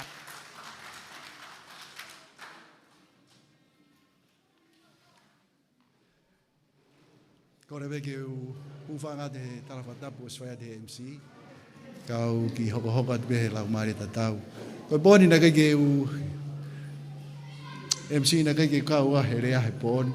Kau kou lau beng ni ko tāpua ke te au na e be mai Sevenitini ke te au. Hau pe koe ke tau pōpō talanoa he pōni o sfeunga e tau rea tau tō. Pea mako ki mea pe taha he pōni e tongatapu hiva. Koe hange koe mena lawa ke MC e whare peki. Koe wafta tolu. Koe mahini angai mo Sevenitini. Koe whare koe ni koe whare uka mea. Koe koe whahinga poto koe uma e Sevenitini. Koe civil engineer inia ure sisita ki Nusila mo Australia. Pane ukora Sevenitini ke pere lawa alange mua tokoni ange ki hono fotu e whare koe ni. Koe whare koe ni tua ngai mahini mo Sevenitini. Maurotonga langa he taimini. Pea kotui tongatapu hiva tau osi whanongo kotoa tau toluia ke ngahi LELEI koe ni o ku whai Sevenitini. Koe whai ngā ilo koe ni ku whai Sevenitini e tu koe taimini a ngahi palani ngāi lalahi koe pure a ngā ai uaf ai halanga whakawakawa mo ngahi langa lalahi o teu ki tau hanga ki ai he kahau. Ko teu tau osi tui ka tau toluia koe tō taha tō tonu e nia o tō tonu ke tau ave ki loto. O whihalaki lahi a piteo ka pahi ke tau ave hatangata peheni ki loto ki he FALEALEA, ki he pure a ngā ke minista. Koe ngā koe ulanga whakalakalaka e koe ni ka pahi ke gaha toko taha peheni. E more lahi pure a ngā he haia kau pālangi, kau consultant me i muri ke o mai o wharei, ke he ulanga lalahi koe ni me project lalahi koe ni pure a ngā. Osi, mao e tongatapu hiva ia toko taha koe ia. Ko ia ko mea pene hoko tongatapu hiva o mau tui ke ngahi LELEI koen ngahi koen whai Sevenitini. Ko lawe a Daniela Whare ke ngahi LELEI koen he pure anga pehe ki he kautangata koen na nau rea he pōni. Ngahi lalahi ku whai he motua koen he Sevenitini. Ko mea pe taha ko ki alu kia whakakau tongatapu hiva pe tau tui ke Sevenitini. Tene lawa whai ngā koe ni. Hange koe whanonga koe mo sese koe mo kau Israeli ki he kola tala o wha. Umanatu, ngā ha mea nei hou hawa e OTUA ke kau Israeli koe nau tai tui. Nei a o tau e whango fulu, wa o Oscar atua e kau vai ia, koe tupu pe me nau tai tui. Koe ia tongatapu hiva, ki tau whakapapau koe motuani, o ko fia whakamooni a tau ai mooni ai mea koni o kulawa i Sevenitini. ke tau tui, ke au ke he aho toa pure lulu, tau sio ke he kolo e tala o wha. Ka pahi te tau tai tui, e to e takai mai te whi tau e whaangu fulu koe ni, te tau kei he pea wahe koe ni. Koe ai tongatapu hiwa, pau tau whi mau ke tau sio ke he whakaama mai ngai matapā mai kolo tala o wha, ngai munu ia ke ngata pe ke wahe tongatapu hiwa, ka ki tongani katoa. O whalahi atu, ko tui au tau os kakato tato hei pōni, ke pōni to tonu ke tau celebrate tato hei pōni. Tua whatu.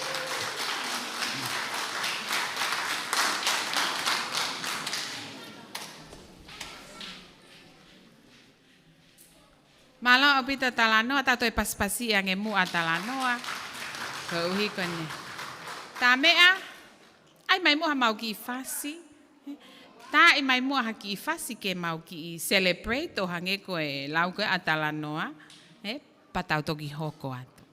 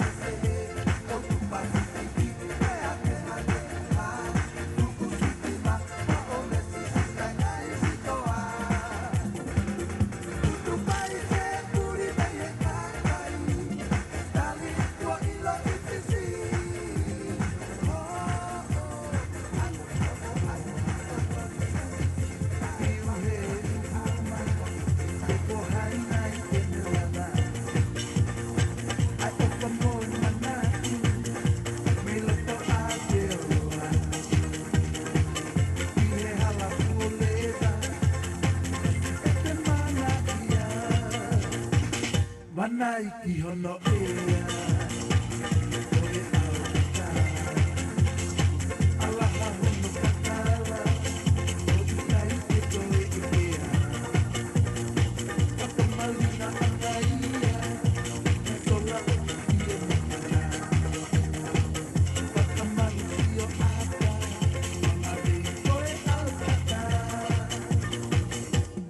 Io per i mai, la mattina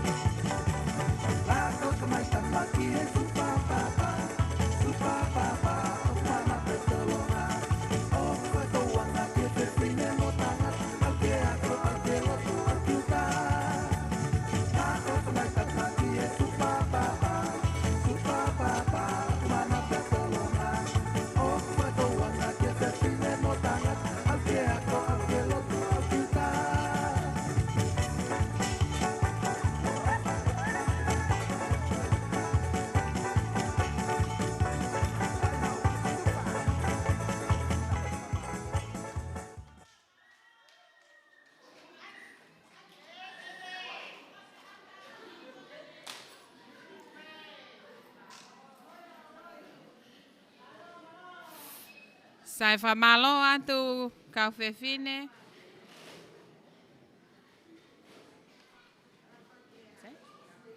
Whamalo atu ko uhi ko e poupou mai mo ngahi tau olunga whakahoko mai ma ki tau tolu. Ko e ki mua pepea ki tuku ange taimi ki a Sevenitini. Ko kore atueni. O kuia e mea lele ko e el taha fitu nima whawha, si taha hiva tolu nima hiva, mo e si uawha nima fitu hiva. Ke si i unu mua mea lele. Kasi i lele ate a sione tala noa fifita ko ne lele mama o mai. Ko ke si i lava o alo. El taha fitu nima whawha, si taha hiva tau nima hiva, pe moe si ua wha nima fitu hiva.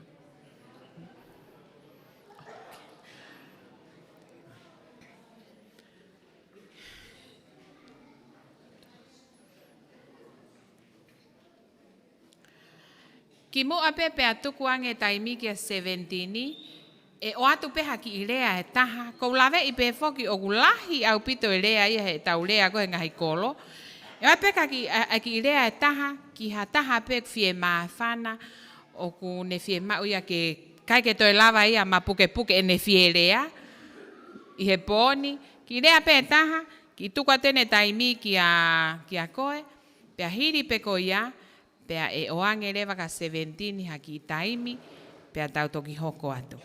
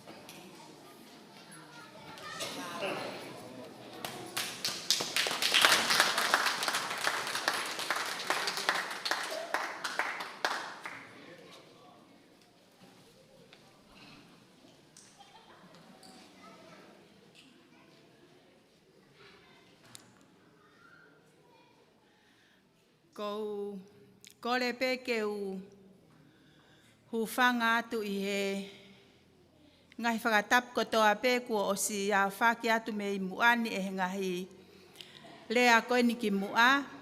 Kai ata mo au ke tu atu pe me heni o whai haki pou pou. Koe hui he nai kai ke amanaki au te utoi tu he poni o whai ha lea. Hene o si lea hoku hoa pea lea pea moe kau tangata LELEI. Pea iai pe foke whakau kau ke tuku atu ha whainga maarie ki he kolo koe ni. Koe hui ke nau hau o whai haki lea. Pea kou taut pehe o kou whatok ngai o kai kia hatahe tu mai pau pehe. Ke ulava mai pea au o whakafofonga atu. Asa ke asi moho nau kolo. Koe o kuai pe ki mea o kou fie lave ki ai. O ku ki makehe ia. Me he ngahi lea koe ni. Ne na e oswhai atu i he poni. Koe lea koe ni, koe lea eni kia ki tau tolu koe ni, te tau whiri koe i he aho tu apure lulu. Koe uhi, koe tau whanonga mai koe ni i he ngahi tau koe ni kua hili, o au mai ki he whiri koe ni, o ku mahino, ai kehe koe, ai ngahi whakakau kau, pea moe ngahi fie mau koe, ai kakai oi whonua. O i kai ngata pe i tongatapu hiva, kai i tongani hono katoa. He okuiai ai tipeiti, Pe koe hae mea koe te tau whai. Pe te tau teke ai liriu whakapolitika re. Pe te tau teke ai liriu whakaekonomika. I he whanua kotoa pe mo ene whakalaka o kuiaia e ngahi konga lalahi e tolu. Ulu aki koe whakalaka e ngahi konga lalahi e tolu whekau aku mo e whakalaka. E lava pe ke tau pehe o kuiaia e whakalaka whakapolitikare. Iaia e whakalaka whakaekonomika. Pea iai pea mo e whakalaka whakasosiare. Aia i he whakalaka whakasosiare, koe whakalaka i he ako. Koe tuunga o yanga o e tau no fo. I he whare, pea mo e hala. E iaia e whakalaka whakaekonomika. O mau me he haa e tau ngahi mo ui. Koe hae ngahi koloa kua tau hanga o whakatupu. Te tau talanoa ai ki he tau whakatau aki. O kawai pea moe hala, pea moe malai wakapuna, pea moe wafu. Pea iai lewa pea moe tau whakalaka whakapolitikare. Sai, koe whakalaka ko ia o kutuu whakailonga whehui mau pe ia. I tongani. Koe liliu whakapolitikare i tongani kua osi hoko ia he senturieni e taha mahalo pe ua koe kua osi. Na e whaia e tupou uluaki. Ai liliu whakapolitikare lahi taha i tongani. Ko hono whakotuu a e tau konistu tone.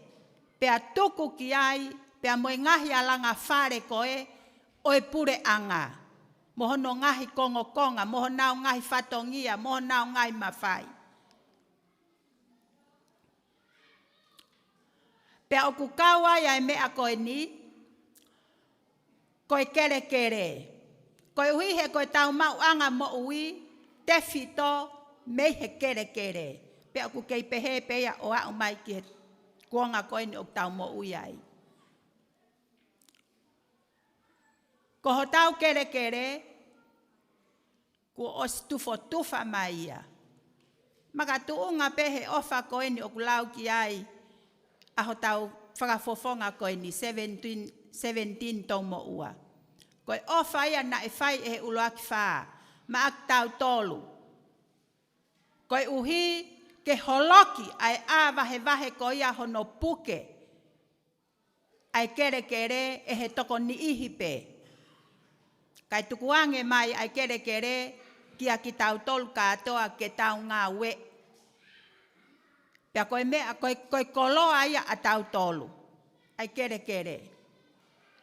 Koe mea koe ia, kua os iho tau nima o tau tolu. Ko tau whatongia o tau tolu ko hono ngā we. Ai kere. Mo whakatupu ai ngahi koloa kotoa pe. Te tau wala o whakatupu me he kere. Koe uhi kai mo ui e tau ekonomika. Pea tau manga atu ki tahi o to e tānaki mai. Pea moe ngahi koloa ko ia. Pea koe whakakau rewa o pehe, ko whē rewa i mea ko koe te tau whai. Te tau teke, ai whakalaka whakaekonomika, pe te tau teke ai whakalaka whakapolitikare. Ko os mau ai whakalaka whakapolitikare ia. Ko to iai peha mea tau whie mau e tau tolu, i he whakalaka whakapolitikare, ko e tau mau mai ai mawhai. Ke vahe mai ai mawhai, kia ki tau tolu. Ka koe mea ko ia o kutuai ia, he kai ke tau hanga e tau tolu fispa e mea ko ia. Koe mea ko ia te tau lue marie ki tau tolu ai. Ko ho tau whatongia o tau tolu, kau whiri, mo e wahenga hiva, ko e tau hanga o teke, ai whakalaka whakaekonomika. Ko e uhi ko e tau whanau, mo ho tau moko puna. Ke tau hoko tau tolu ko e si pinga. Ka pau te tau toi whakamohe ko hai e hau o hoko ko e si pinga. Sai, Ko ha ene fetu utaki ai whakalaka whakaekonomika pea moe kantiteiti koini ko 17 Toumoua. Ko whehu i. O ku fie mau e he whonua hataha hange ko 17 Toumoua. Iyo. O ku fie mau lahi taha e he whonua whakalukfua. Pea fie mau e tongatapu hiva. Ai tangata o hange ko 17 Toumoua. Koe uhi he koia tene tataki ki tau tolu pea te tau kaunga ngā ue i hono teke ai whakalaka whakaekonomika o ku tau fie mau. Koe kole ia ai rea koe ni, pea moe pō koe ni, pea moe whakataha koe ni, ke tau teke ai whakalaka whakaekonomika. He koe mea ia te taala lava e taua o whai i he taimini, moe kuonga koe ni. He koe mea ia tau fie mao whakawāwawe e tau tolu. Ke lelei anga e tuunga e tau no fō. Tau mau anga mo ui ko hike toi lelei ange. Sai. Koe whakalaka whakaekonomika o ku kāwia i he palani whakatau nima koe ai pure anga. He tau e nima ko toa pe. Kauia ai. Pea koe taha o e tau te whtoi mau anga mo ui i he whakalaka whakaekonomika ko e tau wholau ewe ewa. Ka aku ki holo whoki he taimini koe uhi koe COVID-19. Ka o ka paurewa e awa ange ai kau a whonua e toi whoki mai. E tau kau wholau ewe ewa. Te tau maurewai, fie maurewai hatoko tahange ko 17 Toumoua. Koe uhi, koe hala ke tanu.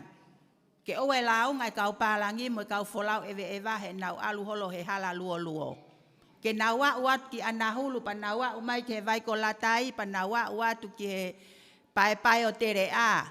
Pea moho tau ngahi mātanga ko eni i tongatapu hiva.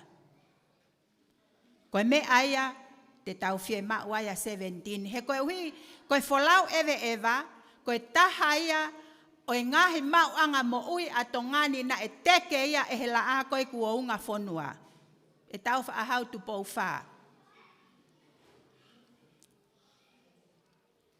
Pe au teke ai pe ke liliu ia, o tau kei teke pe ai wholau ewe ewa. Pe koe taha ia ngahi mea o kou pehe, o ku tau fie mau ai hatoko taha o hange ko 17 Toumoua ko uhi ke tau ngā ue whakataha i hono teke o e tau wholau ewe ewa. Pea koe uhi ke longo mo ui a e tau whakalaka whakaekonomika, kua pau ke lelei ho tau hala, kua pau ke lelei ho tau wafu, kua pau ke lelei ho tau malai wakapuna, he koe ngahi me aia tene hanga whakawhea utaki ai whakawhetong koloa. Aia koe o tau whai i he mala e koia o ekonomika. Pe hange pe koe ki i lea koe na e whai ane nai, ka inga, koe aho tu apule lulu e ni o tau nofo whakaamu ke whai moa umai ki a tau tolu. Pea koe tau fika mo ui pe eni, ke tauhanga o whaka mo ui, ai whika o no, aki ha tauhanga o tiki ia. He koe toko taha ia o tau fie mau, ke tau ngaue whakataha, i hono teke, o i whakalaka, whakaekonomika, tau paspas ki ai, kia 17 Toumoua o whātu au pito.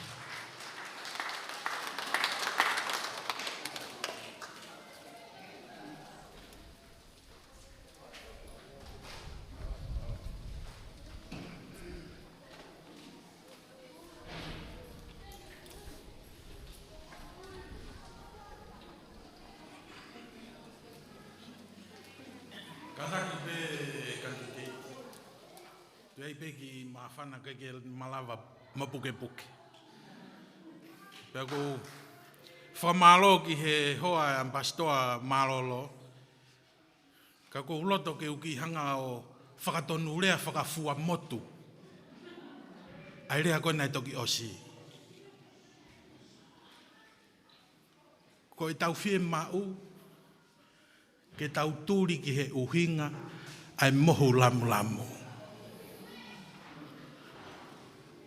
Pea mahalo ko au peke u hau whai wheheu i atu koe ni ka mūtolu. He koe wheheu ia ne e whai atu me he tangata whaa me he koloni ke he kukui. Whewhe ho loto. Mo si ilo mūtolu e tāri. Ka koe hana e tāri pehe ai, asi i tupou lolo tawa. He na e fie maari e. Koe uhinga e mohu lamu lamu. Ke fie maari e. Te oate fu i whakakau whakaosi koe ni. Koe taimi, mahino kau e anga e tau no whakatonga he tau kolo. Koe e tau ngahi maheni mo tau ngahi whaamili. Pea koe taha ia uhinga, ko fie, he si i mari tonu ai whakafofonga koe ni ki a viniola. Tukua e tau ongo KANITITEITI. Tau fie maari e hau e tamako ku mari mai. O whakawhie maari i kātoa ki tau tolu. Ko palomesi atu FUA'AMOTU. Ka pau te tau FILI. Heu tau ke te koe. A ti mote. Peko titu ukunga.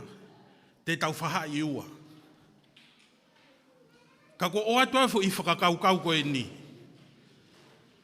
Hu e KANITITEITI koe, whakawhie maari e ne he tawhaki ana he i FUA'AMOTU ni. Hu e KANITITEITI koe, whakawhie maari e ne tawhaki o ona.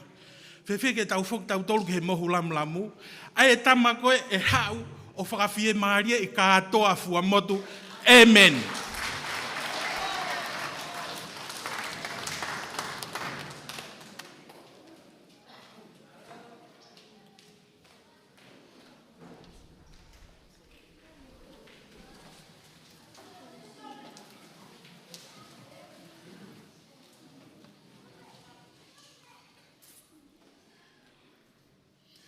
Whatapu ki e awhia tuaho tau lotolotonga.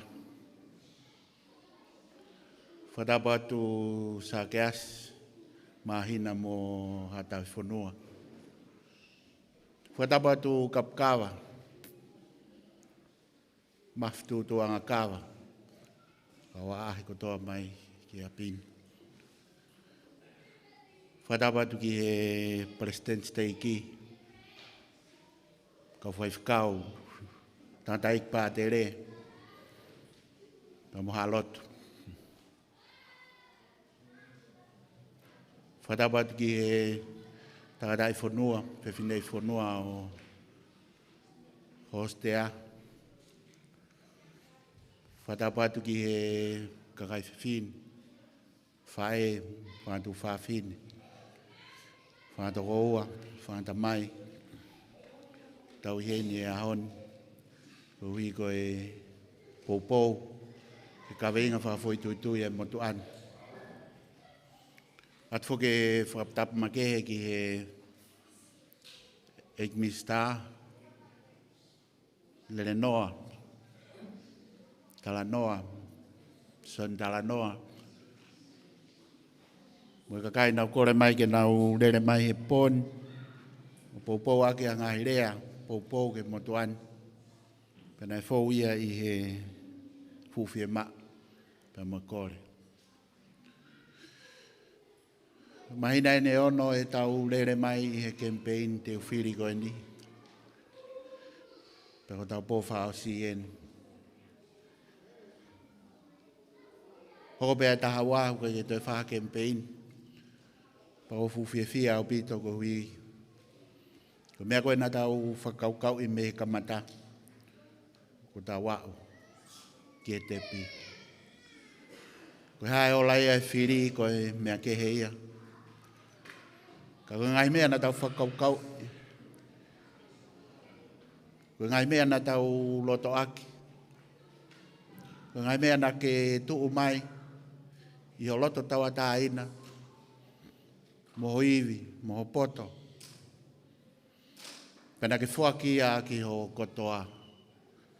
Ko Ko hui ko e whiri whawhoi tui tui e motu an. Ke te whiri whalealea koe ni. Wai whamalo, ka veinga po ni koe whamalo. Whamalo atu uiai bea ki komiti KEMIPEINI e motu an. Takia e kau whai whekau, kau ai motu at bātere. Pea unau nofo pei whātum. Whamalo makehe atu e ni ki he kai whiwhine una mui hola motu an. Evelyn, Lot, Los, Lavnia. Now, ka whiwhine mei takamotonga living. Kai e whalau hingoa he ku tōlahi e kakai ku nau popo mai. Whaiwhikau ses whiwa mon hoa, uluaki. Ke mauiloia mai ai ngahi loto, ngahi tuk mo ui. O whai he kakai koe ni, i ko hui, hui aha mea mawai. Pau nau hao lot tawa daina. Ko hui koe mea na lawe kai motu ani koe whiri whawhoi tui tui pe. Ko ni ku tawa umai ke ahon, pa kore pe mua ke wata whamalo ma ke. Ki okhoa ka viniola.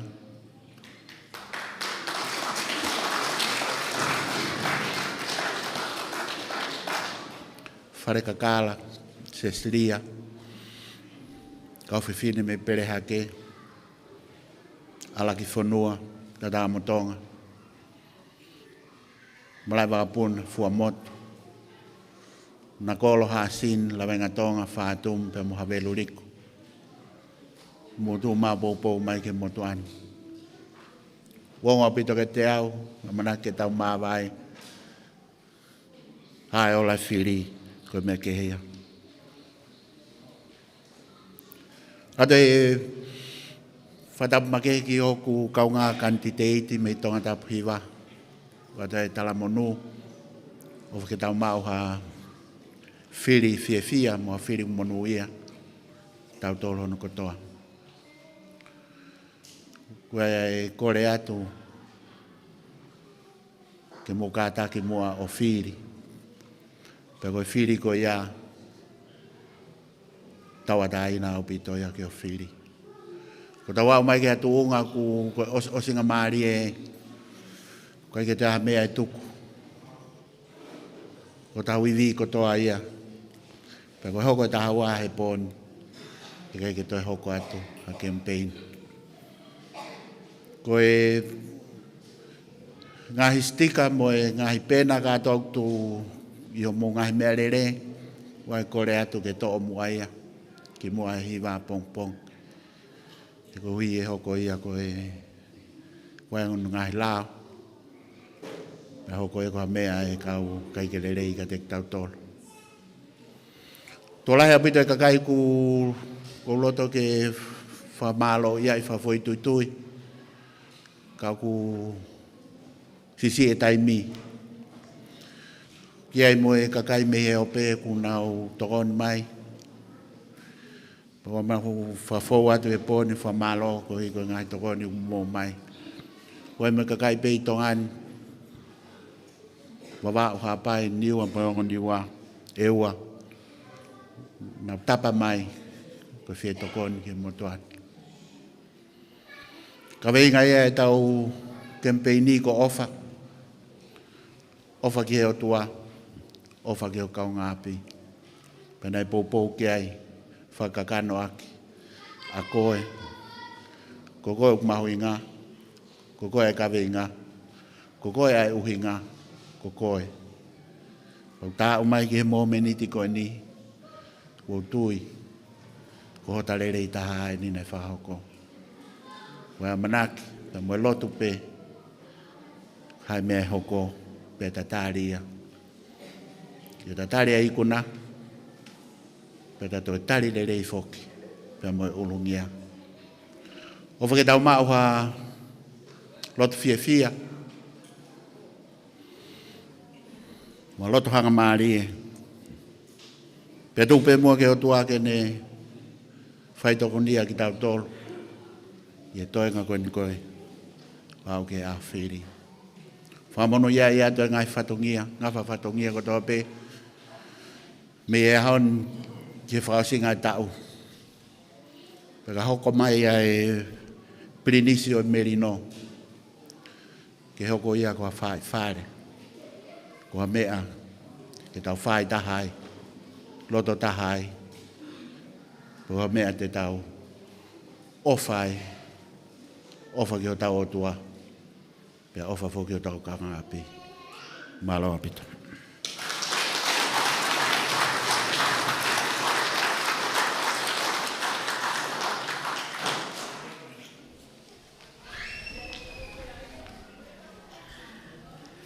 Whamalo ki a Sevenitini ko uhi ko ene lea o mika te tātou he whiawhini mo e whamanatu atu ai pe e kaupoupou e tau stika tatau pe e ngahi mea lele pe mo e Facebooka mo e ngahi whalani mo e ngahi mea kotoa pe ko e tuuaki ko ia e tau whafofonga ko lea tu ke mouto o ia ki mua i e hiva pongpong auhu. Ko e tau lea whakaosi, ko e tau lea whakamalo e whakahoko atu ia e mahina. Pea ki mua pe palea atu ka mahina o kou fie o atu heni ha si i whakamalo atu pea moe ofa atu ki hoku kāinga.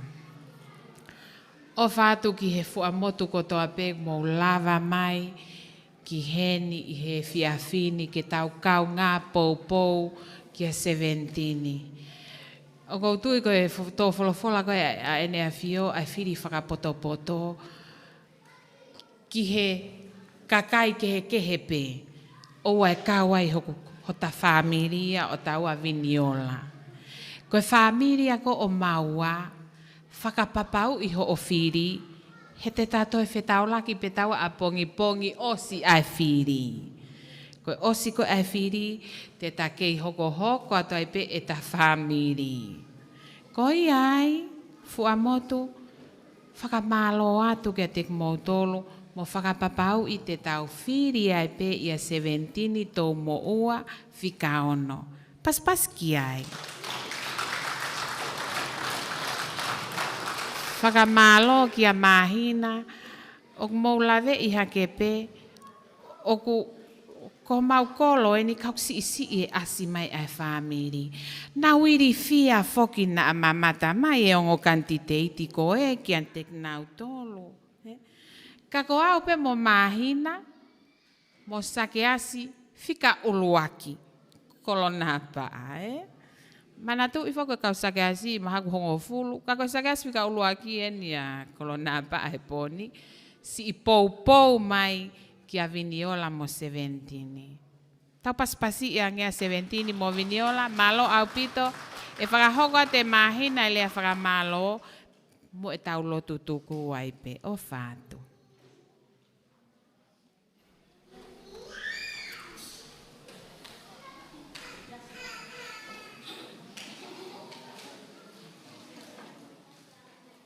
Ubege u whamalumalu atu he tāna whakatapu kakato ko mu aki. Pea mua ke he motuani ke ne whafufonga, whakamalo. Ura ke whakamalo ke kaurea e pō ai au tau iai. Ministra kai umae kau tare kita. Kai umae haalotu. Tau iani e pō ai au tau iai. Ko e ua whamaro ki tongatapu hiwa. Kai ngā tungi, kai māti pere hake,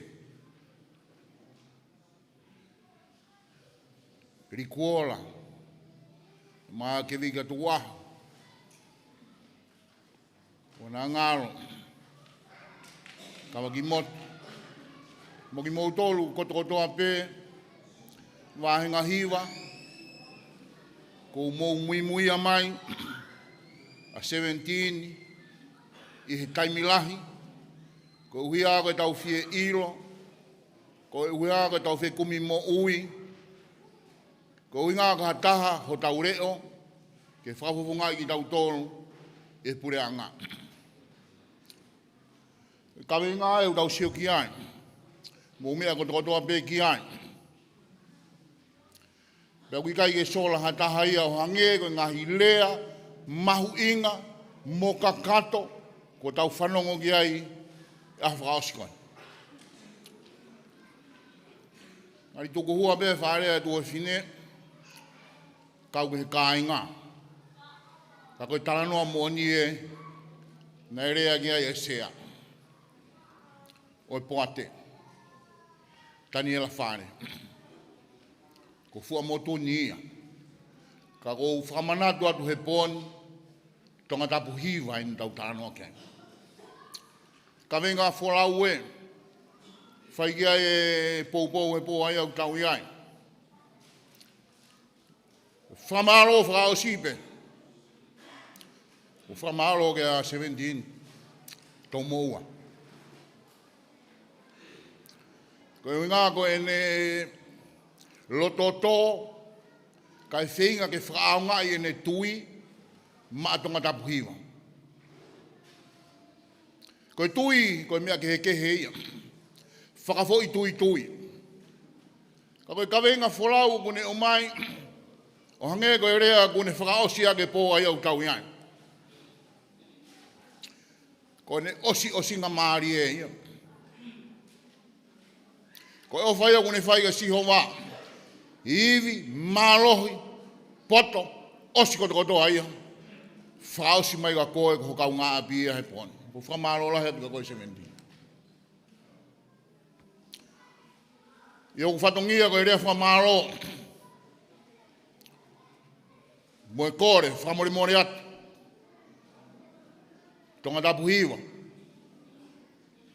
Mea ni te ke mui holo bea Sevenitini. Take te ririu ho whakakau. Tawange beke ho dua mafi. Hana kere si mo LELEI. E ko neongo ko totoa e ngahi LELEI o tau taranoa ki ai he pō ai au tau iai. Ka hono whakakakatoa. Ka venga wholau. Whawhonga ia te whawhonga. Kore whamore ka guahama tō nou. Tau kei tangata pe, o mangata ngai. Ka hoko sia aho FILI. Manatu i maua. Mo fika koe nuhaati mo ai. Tau e haki paspas ki ai. Whakamaro i ai. Ai off. Kua mou whai. O tau au sia mai ai ke pō whakaosikon. Tau ia tō nou. Whamore a. Koe mau kore ho fo i FILI pe. Ko ia pe. Ke ne tatakia ki tau tolu. Mo e kawenga. Ai toko taha koe ni une whananga moia. Rā tau tutu koe pō ai au tau iai. Tau ange pe. No fo ia ki tau tolu e nau maari e. O e merino. Te mo e keresi ai OTUA. Pakahoko mai ai aho whai ai e tūtūni ke whai ai e FILI. Tau ange pe. Fuaki mai ai e munu mo tāpuaki. Whakakakato ai ki tau tolu. Uma a ai toenga o e kau FILI a tongatapu hiwa. Ke tokoni ai ki tau tolu e ngahi LELEI. Ki tau inasi ai i he kahau. Ka e mai whanau. Ka mo e whangamoapuna o tongatapu hiwa. Rewe e malanga. Kaurirawa.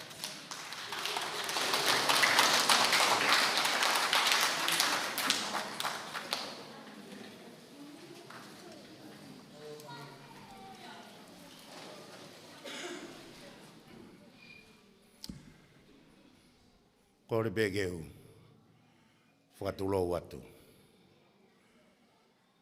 Tala malo e whanua mo e lotu.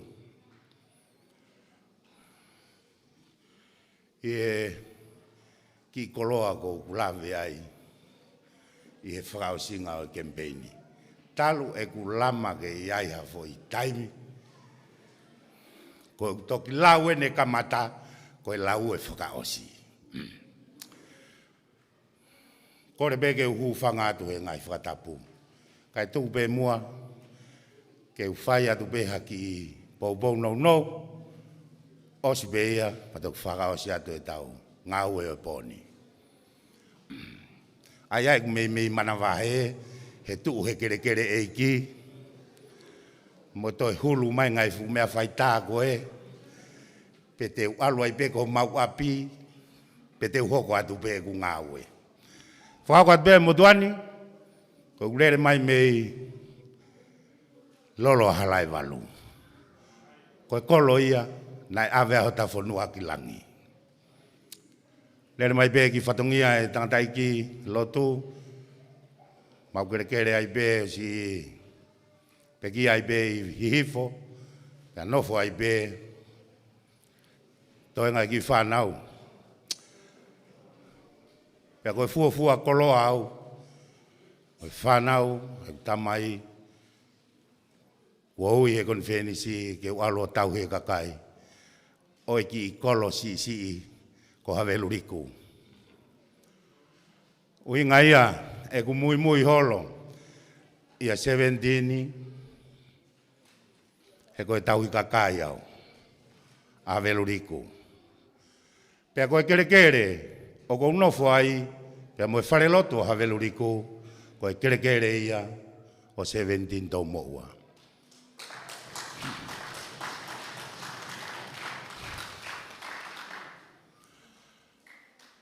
Ko manatu au, ki he unu atu e whamiri o Sakaria pia mo Elisabeti, ko e uhi, ko e tama na e talame i langi, ke whanau i e whewhine, ko taure kereka. Na unu atu, pia whanau atu ke tala e nau whae, ko sione ono ingoa. Na iai ki tāla e whamiri, i kai ke iai hataha e tau hingoha ka sione, peko ene kui. He kulolo tonga noa Sakaria, ko ene tae tui, ki e wholofola sihowa. E toki whakarea bea Sakaria, i he taimi totonu, e whakahoko ai tuutuni ai OTUA. Peko mea nai hoko, nai omi, ai tohi anga, ke tohi ai e Sakaria, ai hingoa, ai tamasi. Pea koe tohi e nai whai Sakaria, hono ni ma, ko sione. Ka inga, koe fika ono, ko sione ia. Ma tongatapu iwa. Nai whai ki whakatotolo, talo e kulere mai ke makatolo, pe au lere holo he KEMIPEINI, pe au whakatotolo e hingoa Sevenitini. Ko whakatotolo, lere atu ke nau ki unioni i tataka motonga. Whai e hohoko, i kaipeke u whanonga au wata, e ui hono hingoa ke tau hingoa ki aia Sevenitini. FUA'AMOTU, kai ngā tongatapu hiwa. Na e ui a Sevenitini, he na e iai ai, finangalo, e iai kuonga. Vahe tā fitu a tongatapu ni katoa pe amot. Hau ki niua. Kou kore at, tau ki lau iange taha ke tā fitu. Kai whamoni ai mea kou talatu. Ki lau whakapalang mai. 1, 2, 3, lau kotoa. 4, 5, 6, 7, 8, 9, 10, 11, 12, 13, 14, 15, 16, kai la reo lai. 17 Toumoua. Ko 17, o kuikai ko tongatapu hiwa pe.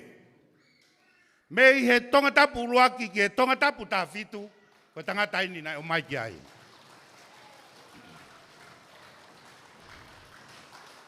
E o tua mafi mafi.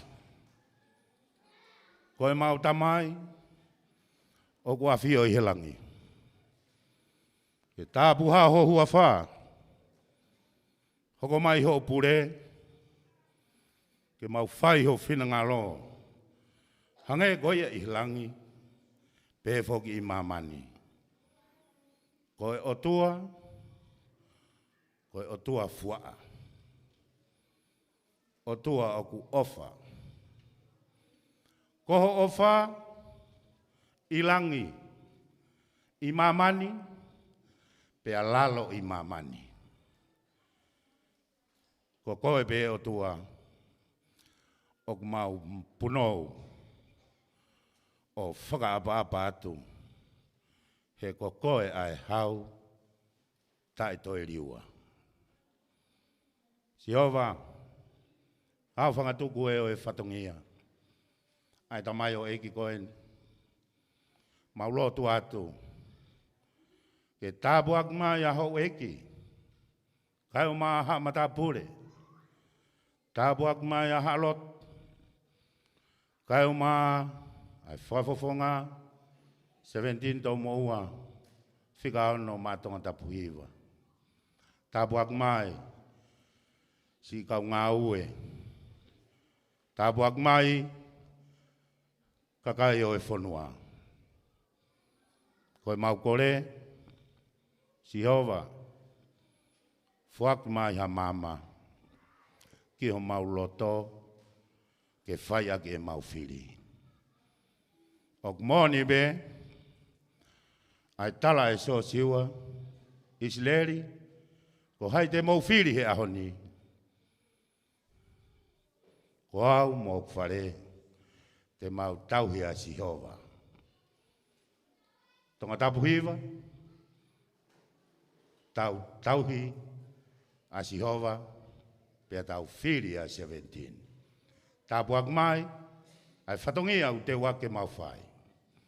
Koe mau lotu ia, ke whakahino hino ai tangata, ki he mama, koe uhi, ko tonga, uo kowe ngahi aho. Koe mau lotu ia, ke haere mai, o ke tataki ki mau tolo. Te waki e, ke ikuna e ngau e pōko e ni. Whakafoki hao ki mau tolo, ko mau ngai whakoutuanga, whai ai ho mau whofo ou, ko uhi ko mau ngai whatongia, i he awhiona, pia moe ka una. I e kresi o tau iki ko sisu kalaisi, o whalahi ai o tua ko e tau tamai. Whiohi ai ho alo lau maari e oku maa oni oni. No wha ho alo whae whafufunga. Moku mau tolu ni hono kotoa beo na hiri. Kai whae atu beo taingata. Amen.